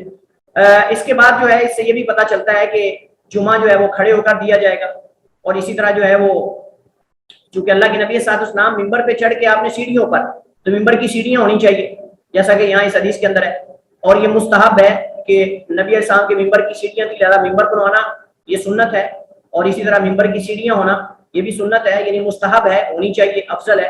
اور اس کے علاوہ یہ کہ جمعہ کے حکم یہ کہ جمعہ واجب ہے. سلمہ بن اکوع رضی اللہ تعالیٰ عنہ روایت کرتے ہیں, کہتے ہیں کنا نصلی مع رسول اللہ.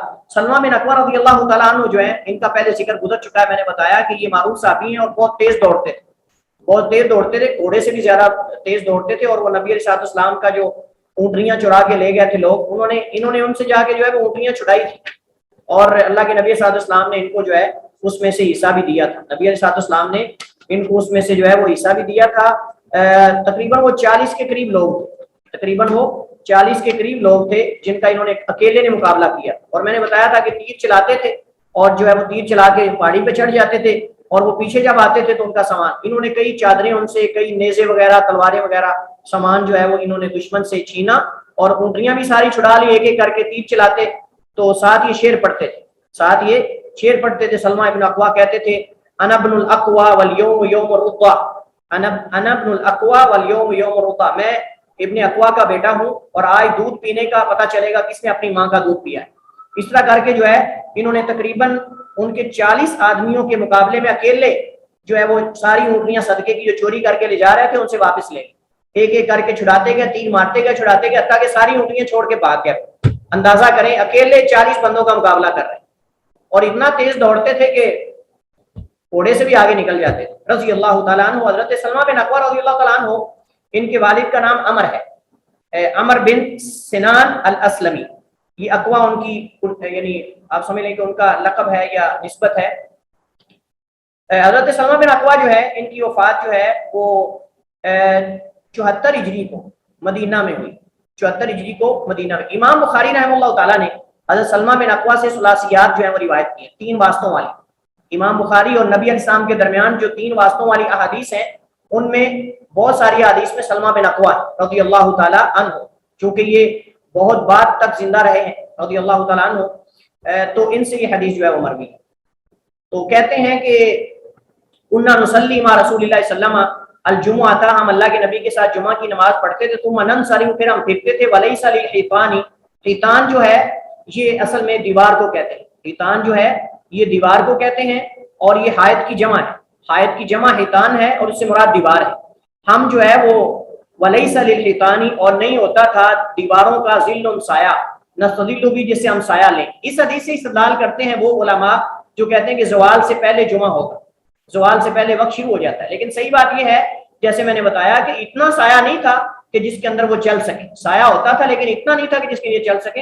यहाँ नफी तो नहीं है कि बिल्कुल साया नहीं था, यहाँ नस्तदिल्लु भी, जिससे हम साया ले सके, लेकिन नफी नहीं कि बिल्कुल साया नहीं था।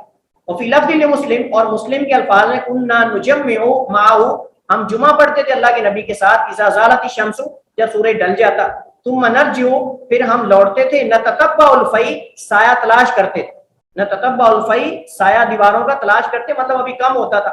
लिहाजा आप देखें सियाक के हाफिज इब्न हजर रहमतुल्लाह ताला ने किस कदर जो है वो तरतीब के साथ जिक्र किया, ताकि पहली हदीस का मसला वाज़ेह हो जाए कि साया होता था, लेकिन तलाश करने का मतलब ये कि हम ढूंढते थे, मतलब होता था, इसका मतलब ये नहीं कि बिल्कुल नहीं होता था। इससे इंशाल्लाह मसला मजीद वाज़ेह हो जाता है।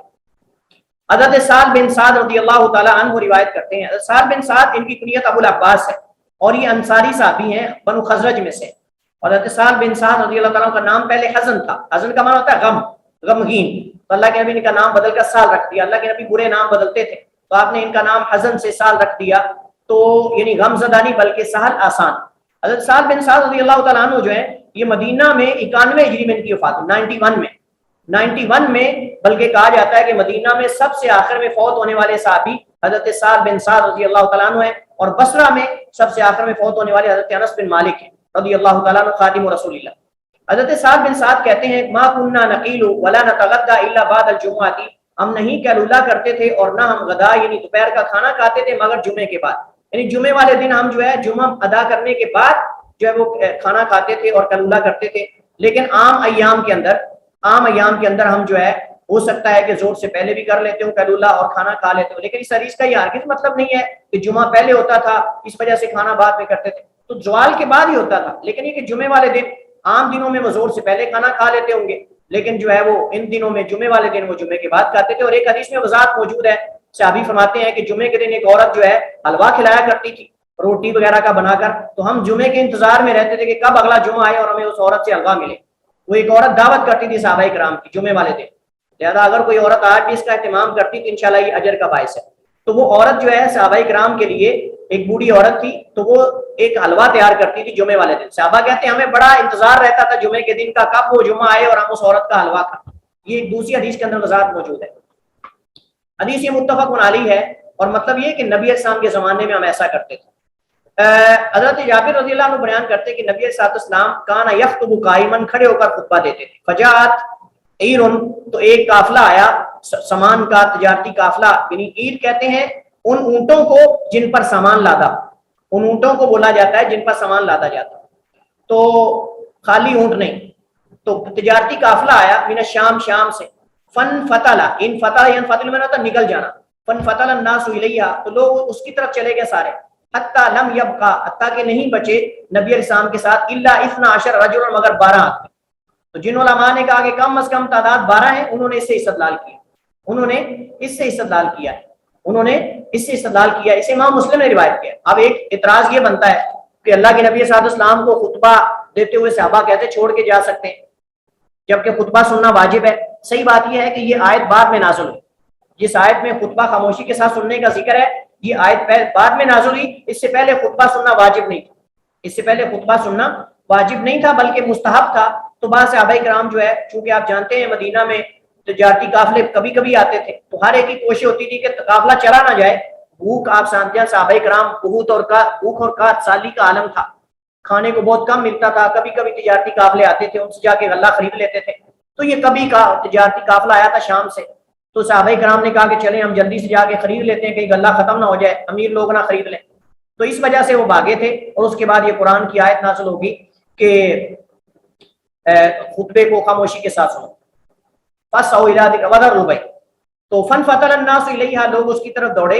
हत्ता लम यबका, नबी सल्लल्लाहु के साथ सिर्फ 12 आदमी रह गए। तो इससे लोग इस्तदलाल करते हैं कम अज कम तादाद 12, लेकिन सही बात यह है कि ये कोई दलील नहीं है कि 12 कम अज कम तादाद है। अब्दुल्लाह इब्न उमर रज़ियल्लाहु अन्हुमा से रिवायत है, फरमाते हैं मन अदरक रकअतन मिन सलातिल जुमुअती, जिसने जुमा की नमाज में से एक रकत पा ली, गैरिहा, और इसके अलावा दीगर नमाजों में से, फल युदिफ इलैहा उखरा, इसके साथ दूसरी रकत मिला ले, फकत तम सलातु, उसकी नमाज पूरी है।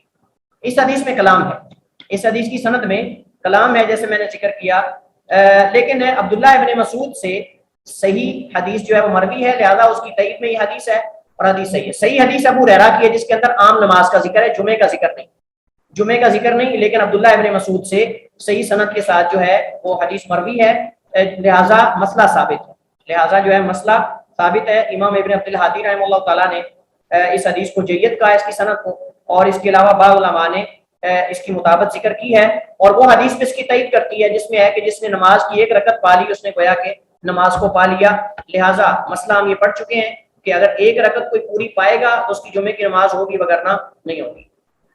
حضرت جابر بن سمرہ رضی اللہ تعالیٰ عنہ فرماتے ہیں ان النبی صلی اللہ علیہ وسلم کان یخطب قائما، اللہ کے نبی صلی اللہ علیہ وسلم کھڑے ہو کر خطبہ دیتے، ثم یجلس، پھر آپ بیٹھ جاتے، اور یہ مسئلہ جو ہے دو خطبوں کے درمیان بیٹھنے کا ہے، یہ مسئلہ دو خطبوں کے درمیان بیٹھنے کا ہے۔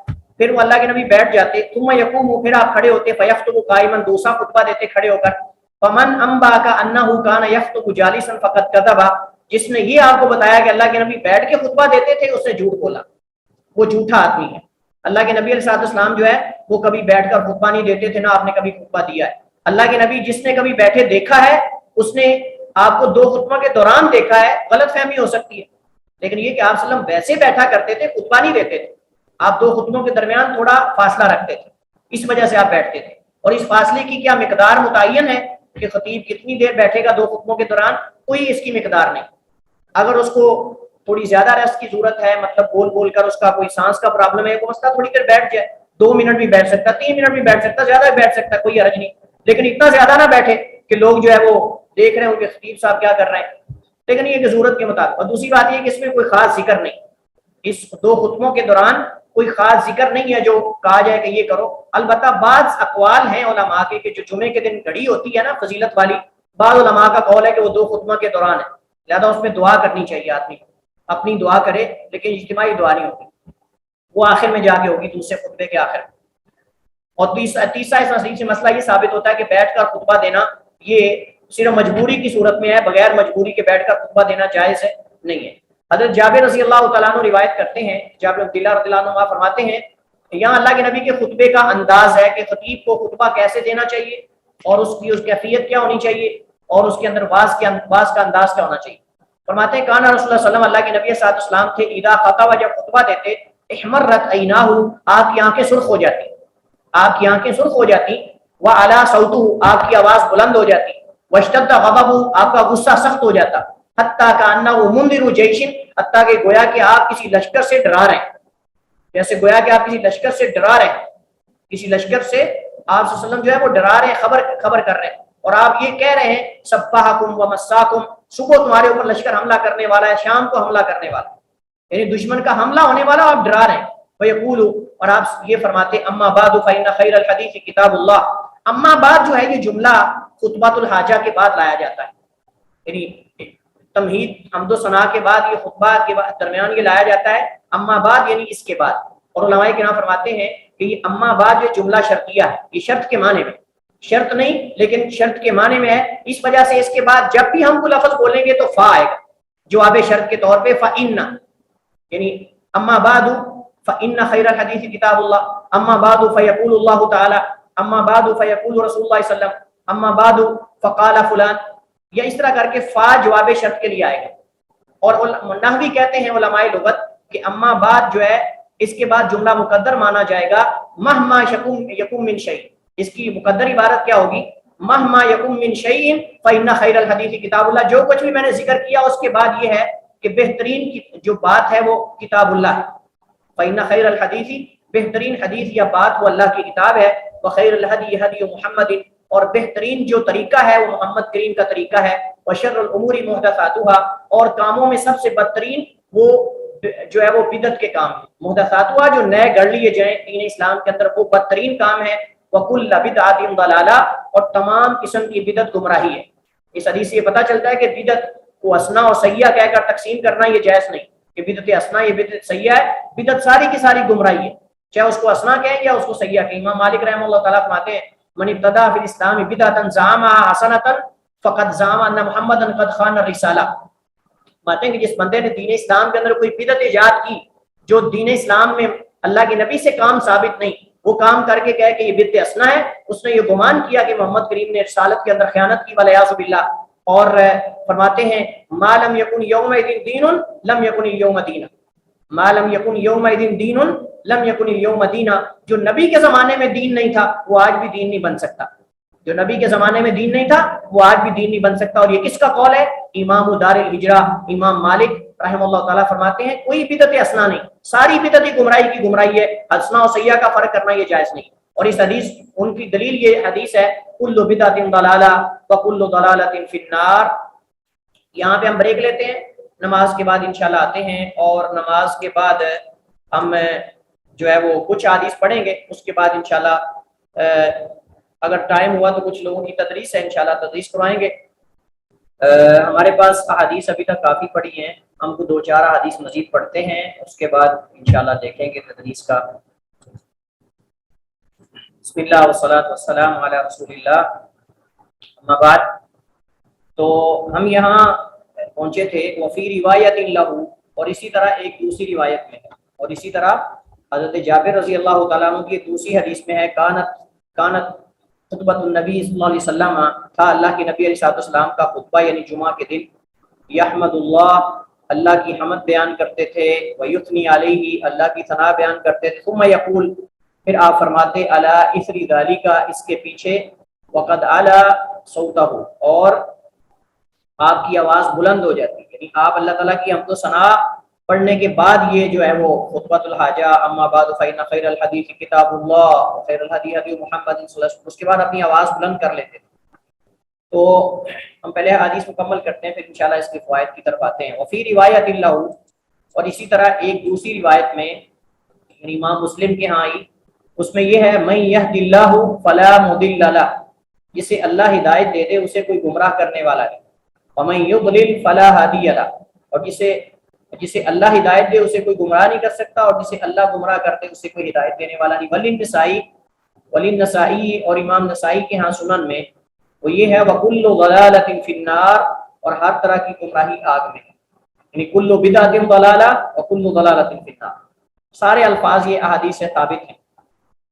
اس حدیث میں جو طرق ذکر ہوئے ہیں اس کے فوائد میں کئی ایک جو ہے فوائد یہاں حدیث کے اندر مذکور ہیں۔ ایک تو یہ ہے کہ خطبہ جمعہ کے اندر یہ خطبۃ الحاجہ جو ہے اللہ کے نبی علیہ السلام کا، یہ پڑھنا یہ مسنون اور یہ سنت ہے اللہ کے نبی علیہ السلام کی، بلکہ بعض علماء کہتے ہیں کہ یہ خطبہ جو ہے عربی کا یہ واجب ہے، اس کے بعد دیگر خطبہ اپنی زبان میں دینا یہ سنت ہے۔ بہرحال اس کو خطبۃ الحاجہ کہتے ہیں، اللہ کے نبی علیہ السلام یہ خطبہ جو ہے ارشاد فرماتے تھے۔ اسی طرح اس حدیث کے فوائد میں سے ایک فائدہ یہ ہے کہ خطیب کو چاہیے کہ وہ جو ہے بلند آواز سے خطبہ دے، اور خطبے کے دوران اتار چڑھاؤ ہو آواز میں، کبھی کم کبھی زیادہ موضوع کے اعتبار سے، اور جو ہے وہ خطبے کے دوران خطیب کو اپنی آواز بلند کرنی چاہیے، اور اس کے اندر جو ہے وہ انتہائی سنجیدگی کے اندر خطبہ دینا چاہیے، انتہائی سنجیدگی کے اندر خطبہ دینا چاہیے، یہ نہیں کہ طنز و مزاح بنایا جائے اور اس کے اندر جو ہے وہ لطیفے اور اس طرح کی چیزیں ذکر کی جائیں، اصل یہ نہیں ہے مقصد۔ آپ دیکھیں حدیث آپ نے پڑھ لی ہے کہ نبی علیہ السلام جو ہے آپ کا غصہ سخت ہو جاتا، آپ کی آنکھیں سرخ ہو جاتی، آپ کی آواز بلند ہو جاتی۔ بعض حدیث کے اندر آتا ہے کہ آپ کی گردن جو ہے اس کے اندر جو نسیں ہیں وہ پھول جاتی ہے اللہ کے نبی علیہ السلام، کأنہ منذر جیش، گویا کہ اللہ کے نبی علیہ السلام لشکر سے ڈرا رہے، گویا کہ اللہ کے نبی علیہ السلام، یہ مقصد ہونا چاہیے جمعے کے اندر۔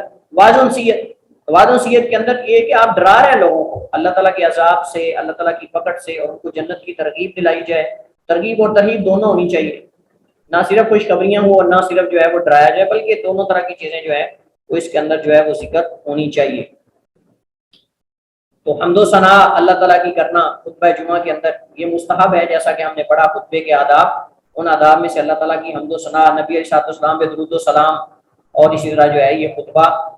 اسی طرح اس حدیث کے اندر یہ معلوم ہوتا ہے کہ بدعت جو ہے وہ ساری کی ساری گمراہی ہے، چاہے اس کو کوئی بدعت حسنہ کا نام دے، چاہے کوئی بدعت سیئہ کا نام دے، بدعت ہی ہے۔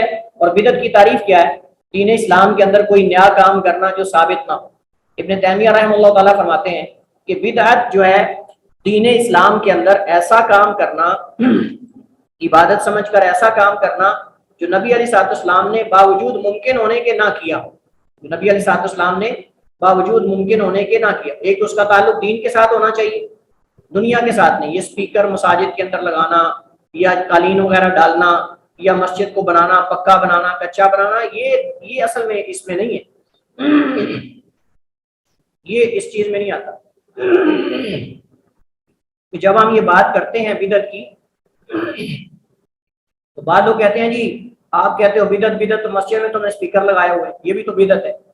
بھائی بدعت سے مراد یہ نہیں، بدعت مراد دین اسلام کے اندر کوئی ایسا کام کرنا جو نبی علیہ الصلوۃ والسلام نے باوجود ممکن ہونے کے نہ کیا ہو. آپ کے اسپیکر اس وقت تھے کہ اللہ کے نبی کے سامنے نہیں لگوائے، لہٰذا ہم اگر لگوائیں گے تو غلط ہے. یہ چیزیں جو ہیں یہ تو وسائل ہیں. اللہ کے نبی کے زمانے میں جو دوسروں تک بات پہنچانے کے وسائل تھے آپ نے ان کو اختیار کیا ہے. آپ نے خط لکھے ہیں، آپ اونچی جگہ پہ کھڑے ہو کر خطبہ دیتے تھے، آپ ممبر بنایا آپ نے ممبر بنوایا ہے، ممبر پہ کھڑے ہو کر آپ نے خطبہ دیا ہے. جو وسائل اس وقت اختیار کیے جا سکتے تھے وہ آپ نے اختیار کیے. لہٰذا وسائل اختیار کرنا یہ اس کا تعلق بدعت کے ساتھ نہیں ہے. اندر عبادت سمجھ کر عبادت کے اندر کوئی چیز دین کے اندر شامل کر لینا، یہ اصل میں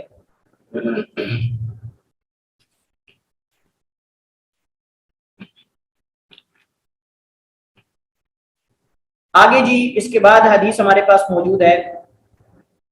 ایک اور مسئلہ یہاں اہم ہے اور وہ یہ ہے کہ مسئلہ یہ کہ ہدایت دو طرح کی ہے. ہدایت کی دو قسمیں ہیں جیسے میں نے پہلے ذکر کیا. ہدایت بیان والے ارشاد ہے اور ہدایت التوفیق والے امتنان. ہدایت البیان والے ارشاد اور ہدایت التوفیق والے امتنان. ہدایت بیان والے ارشاد جو ہے یہ اللہ کے نبی بھی کر سکتے ہیں، یہ کوئی عالم بھی کر سکتا ہے. قرآن بھی ہدایت بیان والے ارشاد ہے، انبیاء بھی ہدایت بیان والے ارشاد کرتے ہیں، یعنی ہدایت کی طرف رہنمائی کرنا. یہ انبیاء کا کام ہے، یہ جو دعات ہیں دائی ہیں ان کا کام ہے.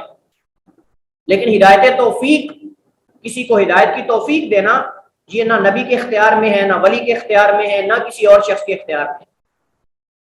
یہ ہے جس سے اللہ کے نبی علیہ السلام سے جس چیز کی نفی کی گئی. اللہ تعالیٰ قرآن کریم میں فرماتا ہے اِنَّكَ لَا تَهْدِي مَنْ أَحْبَبْتَ وَلَكِنَّ اللَّهَ يَهْدِي مَن يَشَاءُ إِلَىٰ صِرَاطٍ مُسْتَقِيمٍ. کہ اے نبی آپ جس کو چاہیں ہدایت نہیں دے سکتے. حالانکہ دوسری جگہ کیا آتا ہے؟ دوسری جگہ آتا ہے وَإِنَّكَ لَتَهْدِي إِلَىٰ صِرَاطٍ مُسْتَقِيمٍ. وَإِنَّكَ لَتَهْدِي إِلَىٰ صِرَاطٍ مُسْتَقِيمٍ. اے نبی آپ تو صراط مستقیم کی طرف رہنمائی کرنے والے، ہدایت دینے والے. تو وہاں ہدایت دینے سے مراد رہنمائی کرنا ہے. لہٰذا جس ہدایت کا نبی علیہ السلام کے لیے اس بات کیا گیا ہے، آپ کے حق میں اس کو ثابت کیا گیا، وہ ہدایت بیان والے ارشاد ہے. اور یہ عام ہے، اور یہ عام ہے، نبی بھی کرتے ہیں، قرآن بھی کرتا ہے، نیک لوگ بھی کرتے ہیں، دائی بھی کرتے ہیں، خطباء بھی کرتے ہیں. لیکن ہدایت توفیق والامتنان اور الہام یہ اللہ تعالیٰ کے پاس ہے. ہدایت کی توفیق دینا، الہام کرنا، یہ اللہ تعالیٰ کے پاس ہے. نمبر ایک کہ ہدایت کی دو قسمیں ہیں، ہدایت بیان والے ارشاد اور ہدایت توفیق والے الہام. ہدایت بیان والے ارشاد عام ہے وَإِنَّكَ لَتَهْدِي إِلَىٰ صِرَاطٍ مُسْتَقِيمٍ، اور ہدایت توفیق اللہ کے ساتھ خاص ہے إِنَّكَ لَا تَهْدِي مَنْ أَحْبَبْتَ. یہ صرف اللہ کے لیے ہے. اس وجہ سے نبی علیہ السلام سے نفی کی گئی کہ اے نبی آپ جس کو ہدایت دینا چاہیں آپ ہدایت نہیں دے سکتے. اللہ کا چاہتا ہے، جسے اگر آپ کے ہاتھ میں ہدایت دینا ہوتا تو اپنے چچا کو آپ ہدایت دے لیتے، آپ اپنے چچا کو ہدایت دے لیتے. لیکن آپ ان کو ہدایت دینے کی کوشش کے باوجود، رہنمائی کرنے کے باوجود وہ مسلمان نہیں ہو سکے. نمبر ایک. نمبر دو وَمَن يُضْلِلْ فَلَا هَادِيَ لَهُ، اور جسے اللہ گمراہ کر دے. اگر کوئی بندہ اعتراض کرے کہ اللہ تعالیٰ وَالْعِيَاذُ بِاللَّهِ کسی پہ ظلم کرتا ہے کہ اس کو گمراہ کر دیتا ہے، ایک شخص کو گمراہ کر کے اللہ عذاب دے. یہ توجہ کریں ذرا، میرے ساتھ توجہ کے ساتھ رہیے گا. ایک شخص کو اللہ تعالیٰ گمراہ کر کے پھر جہنم میں ڈال دے وَالْعِيَاذُ بِاللَّهِ، یہ تو ظلم ہے. یہ اعتراض کرنے والے اعتراض کرتے ہیں کہ ایک شخص کو اللہ تعالیٰ نے گمراہ کیا پھر جہنم میں ڈال دیا، یہ تو ظلم ہے کہ خود گمراہ کر کے خود اس کو عذاب دیا جا رہا ہے. کیا جواب ہے اس کا؟ سر اللہ تعالیٰ انسان کو اس کی چاہت کے مطابق جس طرح وہ جس طرف کوشش کرتا ہے اسی طرف پھیر دیتے ہیں. دلیل کیا ہے؟ اللہ تعالیٰ نے انسان کو اختیار دیا ہوا ہے. کہاں ہے یہ؟ آخری صورتوں میں ہے نا سر کہ जिसमें वलो वलो शाअ अल्लाहु लजअलहुम उम्मतन वाहिदा वलाकिन युदखिलु मन यशाअ फी रहमती, ये हो सकती है? नहीं, सर आज सूरह अद-दहर में भी तो है ना, क्या है? इम्मा शाकिर व इम्मा कफूर इन्ना हदायना सबीला, इम्मा शाकिर व सूरह काफ इम्मा में है? नहीं, सूरह अद-दहर में और सूरह बलद में भी है। तो फिर तो यहाँ फिर अल्लाह गुमराह कैसे करता है? सर अल्लाह ताला नहीं गुमराह करता ना, अल्लाह ताला ने तो इंसानों को इख्तियार दिया तर्जुमा हुआ क्या है है इसका है? वमन युद्लिल फला हादिय लह। ना। सर सर, ये लेकिन वो नहीं है, हर काम तो अलहमा अल्लाह के हुक्म से होता है ना, काम तो हर अल्लाह के हुक्म से होता है। इख्तियार को जो अपने इस तरह इस्तेमाल कर ले। देखें आप जो जिस तरह माइल हो रहे हैं, इस तरह तो आप मुतज़िला वाला अकीदा बना रहे हैं। नुवल्लिही मा तवल्ला। आप देखें, आप ये अकीदा बना रहे हैं, दलील आप दे रहे हैं, लेकिन दलील से इस्तेदलाल करना भी सीखें ना, कि दलील से इस्तेदलाल कैसे करना है। दलाइल आप सही दे रहे हैं, लेकिन उससे इस्तेदलाल करना भी सीखें ना। मुतज़िला यही तो कहते हैं, वो कहते हैं कि बंदा अपने अफ़आल खुद करता है, अल्लाह ताला का उस पर कोई इख्तियार नहीं। आप भी तो वही बात कर रहे हो।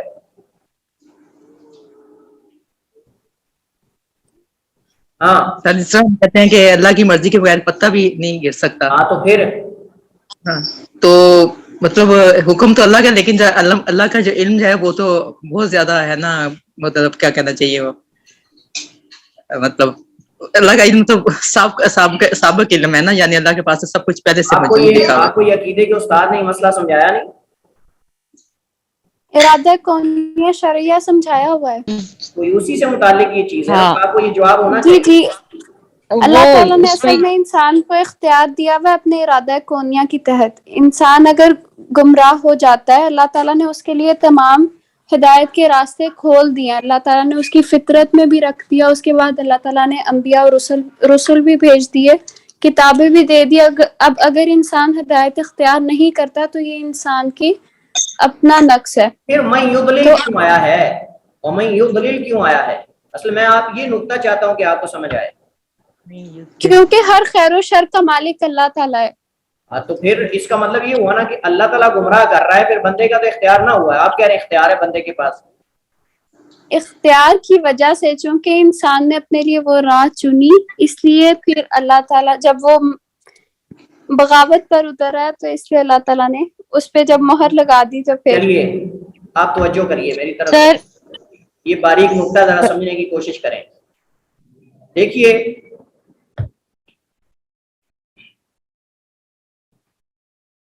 वमन युदलिल फला हादिय लह। अल्लाह ताला का नाम सुना है, अल आदिल। जी सर, जी आदिल का क्या माना है? हिदायत देने वाला। अल आदिल, आदल करने वाला। आदिल इंसाफ, अदल वाला आदिल इंसाफ। यानी अदल और इंसाफ का मतलब ये है कि चीजों को उसकी जगह पे रखने वाला, चीजों को उसकी जगह सही पे मुकाम रखने पे। वाला। ऐसे ही है। जी सर, जी सर। अगर अल्लाह ताला उस शख्स को हिदायत दे दे जो हिदायत का मुस्तहिक नहीं, जो खबीस और नफ्स है, जिसका नफ्स पहले ही खबीस है, वो हिदायत को पसंद नहीं करता, हिदायत को चाहता नहीं है, तो अल्लाह ताला अगर उसे हिदायत दे दे तो ये क्या होगा? तो आप कहाँ पे डालनी है? ये जुल्म होगा। नाइंसाफी होगी। ये जुल्म होगा। ये सर, ये अल्लाह ताला जुल्म से मुबर्रा है, अल्लाह ताला जुल्म से बाबरकत है। अच्छा, अब अल्लाह ताला को इल्म साबिक की बुनियाद पे ये पता था कि ये शख्स जो है ये खबीस और नफ्स है। अबू जहल है मसलन, खबीस और नफ्स है। जी सर। अब अल्लाह ताला जिस शख्स को खबीस और नफ्स देखता है उसको अल्लाह और गुमराही में आगे कर देता है, क्योंकि अल्लाह अगर उसे पीछे लाए हिदायत की तरफ तो ये असल में जुल्म है। तो अल्लाह ताला जिस शख्स को देखता है कि ये खबीस और नफ्स है, शर को पसंद करता है, शर ही चाह रहा है और ये शर ही करने वाला है, अल्लाह ताला उसको और शर में आगे कर देता है। नुवल्लिही मा, तो अल्लाह का ये मतलब है, और यही मतलब है गुमराह करने का। ये मतलब नहीं कि अल्लाह हिदायत से उसको गुमराही की तरफ कर देता है, हालांकि वो चाहता नहीं, ऐसा नहीं है। अपने इरादे और इख्तियार के मुताबिक वो इंसान, उसके पास खैर का भी इरादा है, शर का इरादा मौजूद है। अल्लाह ताला ने उसके अंदर जो ये इरादा रखा है, अल्लाह ताला उसके अंदर खैर का पहलू देखता है तो अल्लाह हिदायत की तरफ और आगे कर देता है। उसको दीन जल्दी समझ आने लग जाता है, उसको अंबिया की बातें जल्दी समझ आने लग जाती हैं, اس کے دل کے اندر نور قرآن کا گھر کرنے لگ جاتا ہے. وہ جیسے آتا ہے نا وَمَن يُرِدِ اللَّهُ خَيْرًا يَشْرَحْ صَدْرَهُ لِلْإِسْلَامِ وَمَن يُرِدْ أَن يَهْدِيَهُ يَشْرَحْ صَدْرَهُ لِلْإِسْلَامِ. اللہ جسے ہدایت دینا چاہتا ہے اس کے سینے کو کھول دیتا ہے اسلام کے لیے. یہی مطلب ہے ہدایت دینے کا, اللہ سینہ کھول دیتا ہے.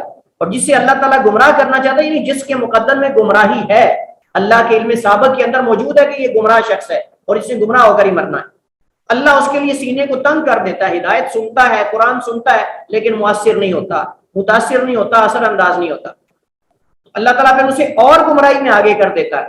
یہ اصل مقصد ہے. وَمَن يُضْلِلْ فَلَا هَادِيَ لَهُ, پھر اسے واپس کوئی نہیں لا سکتا جس کو اللہ آگے کر دیتا ہے. اگر کوئی بندہ کہے جی وہ تو تقدیر کے مطابق چل رہا ہے, تو تقدیر کا پتہ ہے اسے کہ اس کے بارے میں کیا لکھا ہوا ہے. اور دوسری بات یہ ہے, جیسے میں نے پہلے بتایا, کہ اگر ایک استاد, ایک ٹیچر اپنے تجربے کی بنیاد پہ یہ کہہ دیتا ہے اسٹوڈنٹ کو کہ آپ نے فیل ہونا ہے, آپ نے فیل ہونا ہے, اب اس کا کیا یہ مطلب ہے کہ وہ محنت کرنا چھوڑ دے اور کہے کہ چونکہ استاد نے کہہ دیا فیل ہونا لہٰذا محنت کروں گا بھی تو فائدہ کوئی نہیں, کیونکہ اور اگر فیل ہو جاتا ہے تو استاد کو آگے ملامت کرے گا کہ تم نے کہا تھا فیل ہو جانا. استاد آگے سے کہے گا کہ تم محنت کر لیتے, میں نے تمہیں اس وجہ سے کہا تھا کہ تم فیل ہو جاؤ گے, تم محنت کر لیتے. اور ایک اسٹوڈنٹ کو اگر ٹیچر کہتا ہے جی آپ نے ٹاپ کرنا ہے, انشاءاللہ آپ نے ٹاپ کرنا ہے, تو وہ کہتے ٹھیک ہے جی ٹیچر نے کہہ دیا آپ نے ٹاپ کرنا ہے, اب مجھے محنت کرنے کی ضرورت ہی نہیں, لہٰذا محنت نہیں کرتا, پیپر اسی طرح جا کے سویا دے آتا ہے. اور جب فیل ہو جائے تو کہے استاد کو کہ تم نے تو کہا تھا میں نے ٹاپ کرنا ہے, میں نے تو ٹاپ ہی نہیں کیا, میرے تو نمبر ہی کم آیا اور میں فیل ہو گیا. تو استاد کو ملامت کرنے کا حق نہیں رکھتا, چونکہ استاد نے اپنے تجربے کی بنیاد پہ یہ نتیجہ اخذ کیا ہے کہ چونکہ یہ محنت نہیں کرتا, نالائق ہے, فیل ہونے والا, اور جو بھی محنت نہیں کرتا وہ فیل ہوتا ہے, اور جو محنت کرتا ہے وہ ٹاپ کرتا ہے. تو اس نے اس اپنے علم کی بنیاد, تو اللہ تعالیٰ نے علم سابق کی بنیاد پہ بتا دیا کہ اس بندے کے یہ ہے ہی شر کو پسند کرنے والا. ابو بکر کے پاس بھی وہی رسول آئے ہیں, اور ابو جال کے پاس بھی وہی رسول آئے ہیں, نبی علیہ السلام, اور اس کے بعد بھی وہی قرآن آیا, اس کے بعد بھی قرآن, اس کی زبان بھی عربی ہے, اس کی زبان بھی عربی ہے. لیکن ابو بکر پہلے سے خیر پسند تھے, خیر کو چاہنے والے تھے, اللہ نے ان کے سینوں کو اور زیادہ کھول دیا. اور ابو جال پہلے خبیث النفس انسان تھا, اس وجہ سے اللہ نے اس کو اور گمراہی کے اندر آگے کر دیا. یہ مطلب ہے, لہٰذا اللہ ظلم نہیں کرتا کسی پر. اور دوسرے اعتبار سے بھی ہم کہہ سکتے ہیں کہ اللہ نے چونکہ انسان کے اندر خیر اور شر کا ارادہ رکھا ہے, لہذا اس ارادے کے مطابق جب انسان خیر کو اختیار کرتا ہے تو گویا کہ اللہ تعالیٰ اس کو ہدایت دے رہا ہے, اور اگر شر کو اختیار کرتا ہے تو گویا کہ اللہ تعالیٰ اس کے اندر یہ ارادہ اللہ نے رکھا ہے, تو اصل خالق اس کا اللہ تعالیٰ ہے. اس مناسبت سے یہ مسئلہ جو ہے وہ قابل توجہ. چلیے خیر. وعن عمار بن یاسر رضی اللہ عنہ قال سمعت رسول اللہ صلی اللہ علیہ وسلم یقول ان طول صلاة الرجل وقصر خطبته مئنۃ من فقہ کہ نبی علیہ السلام سے میں نے سنا, حضرت عمار بن یاسر رضی اللہ تعالیٰ عنہ فرماتے ہیں کہ میں نے رسول اللہ صلی اللہ علیہ وسلم سے سنا. حضرت عمار بن یاسر رضی اللہ تعالیٰ عنہ معروف صحابی ہیں اور آغاز میں اسلام لانے والوں میں سے ہیں, اور حضرت یاسر کے بیٹے ہیں, حضرت یاسر رضی اللہ تعالیٰ عنہ جن کو آل یاسر کے نام سے پکارا جاتا ہے. پورے خاندان کو اسلام میں اذیتیں دی گئیں, تکلیفیں دی گئی, اور یہ پہلے لوگوں میں سے, مسلمان ہونے والوں میں سے جن کو اہل مکہ نے اذیتیں دی, تکلیفیں دی, پوری فیملی کو, پورے خاندان کو. اور یہ وہی لوگ ہیں جن کے بارے میں یہ آیت نازل ہوئی الا من اکرہ وقلبہ مطمئن بالایمان, مگر جس کو مجبور کر دیا جائے اور وہ کلمہ کفر کہہ دے تو وہ کافر نہیں ہوتا. چونکہ حضرت یاسر اور ان کے بیٹے عمار, ان کو مارا جاتا تھا, ان کو کہا گیا کہ تم اللہ کے نبی کے بارے میں برے کلمات کہو, آپ کی شان میں گستاخی کرو, ہم آپ کو چھوڑ دیں گے.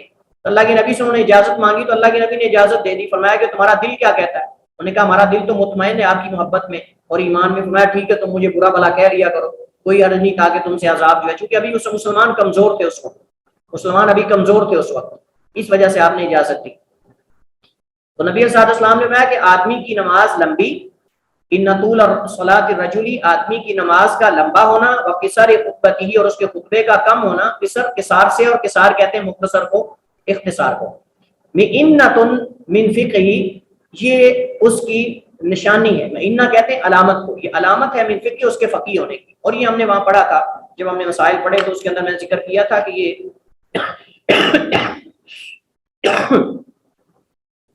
اس آدمی کے فقیہ ہونے کی علامت اور نشانی ہے.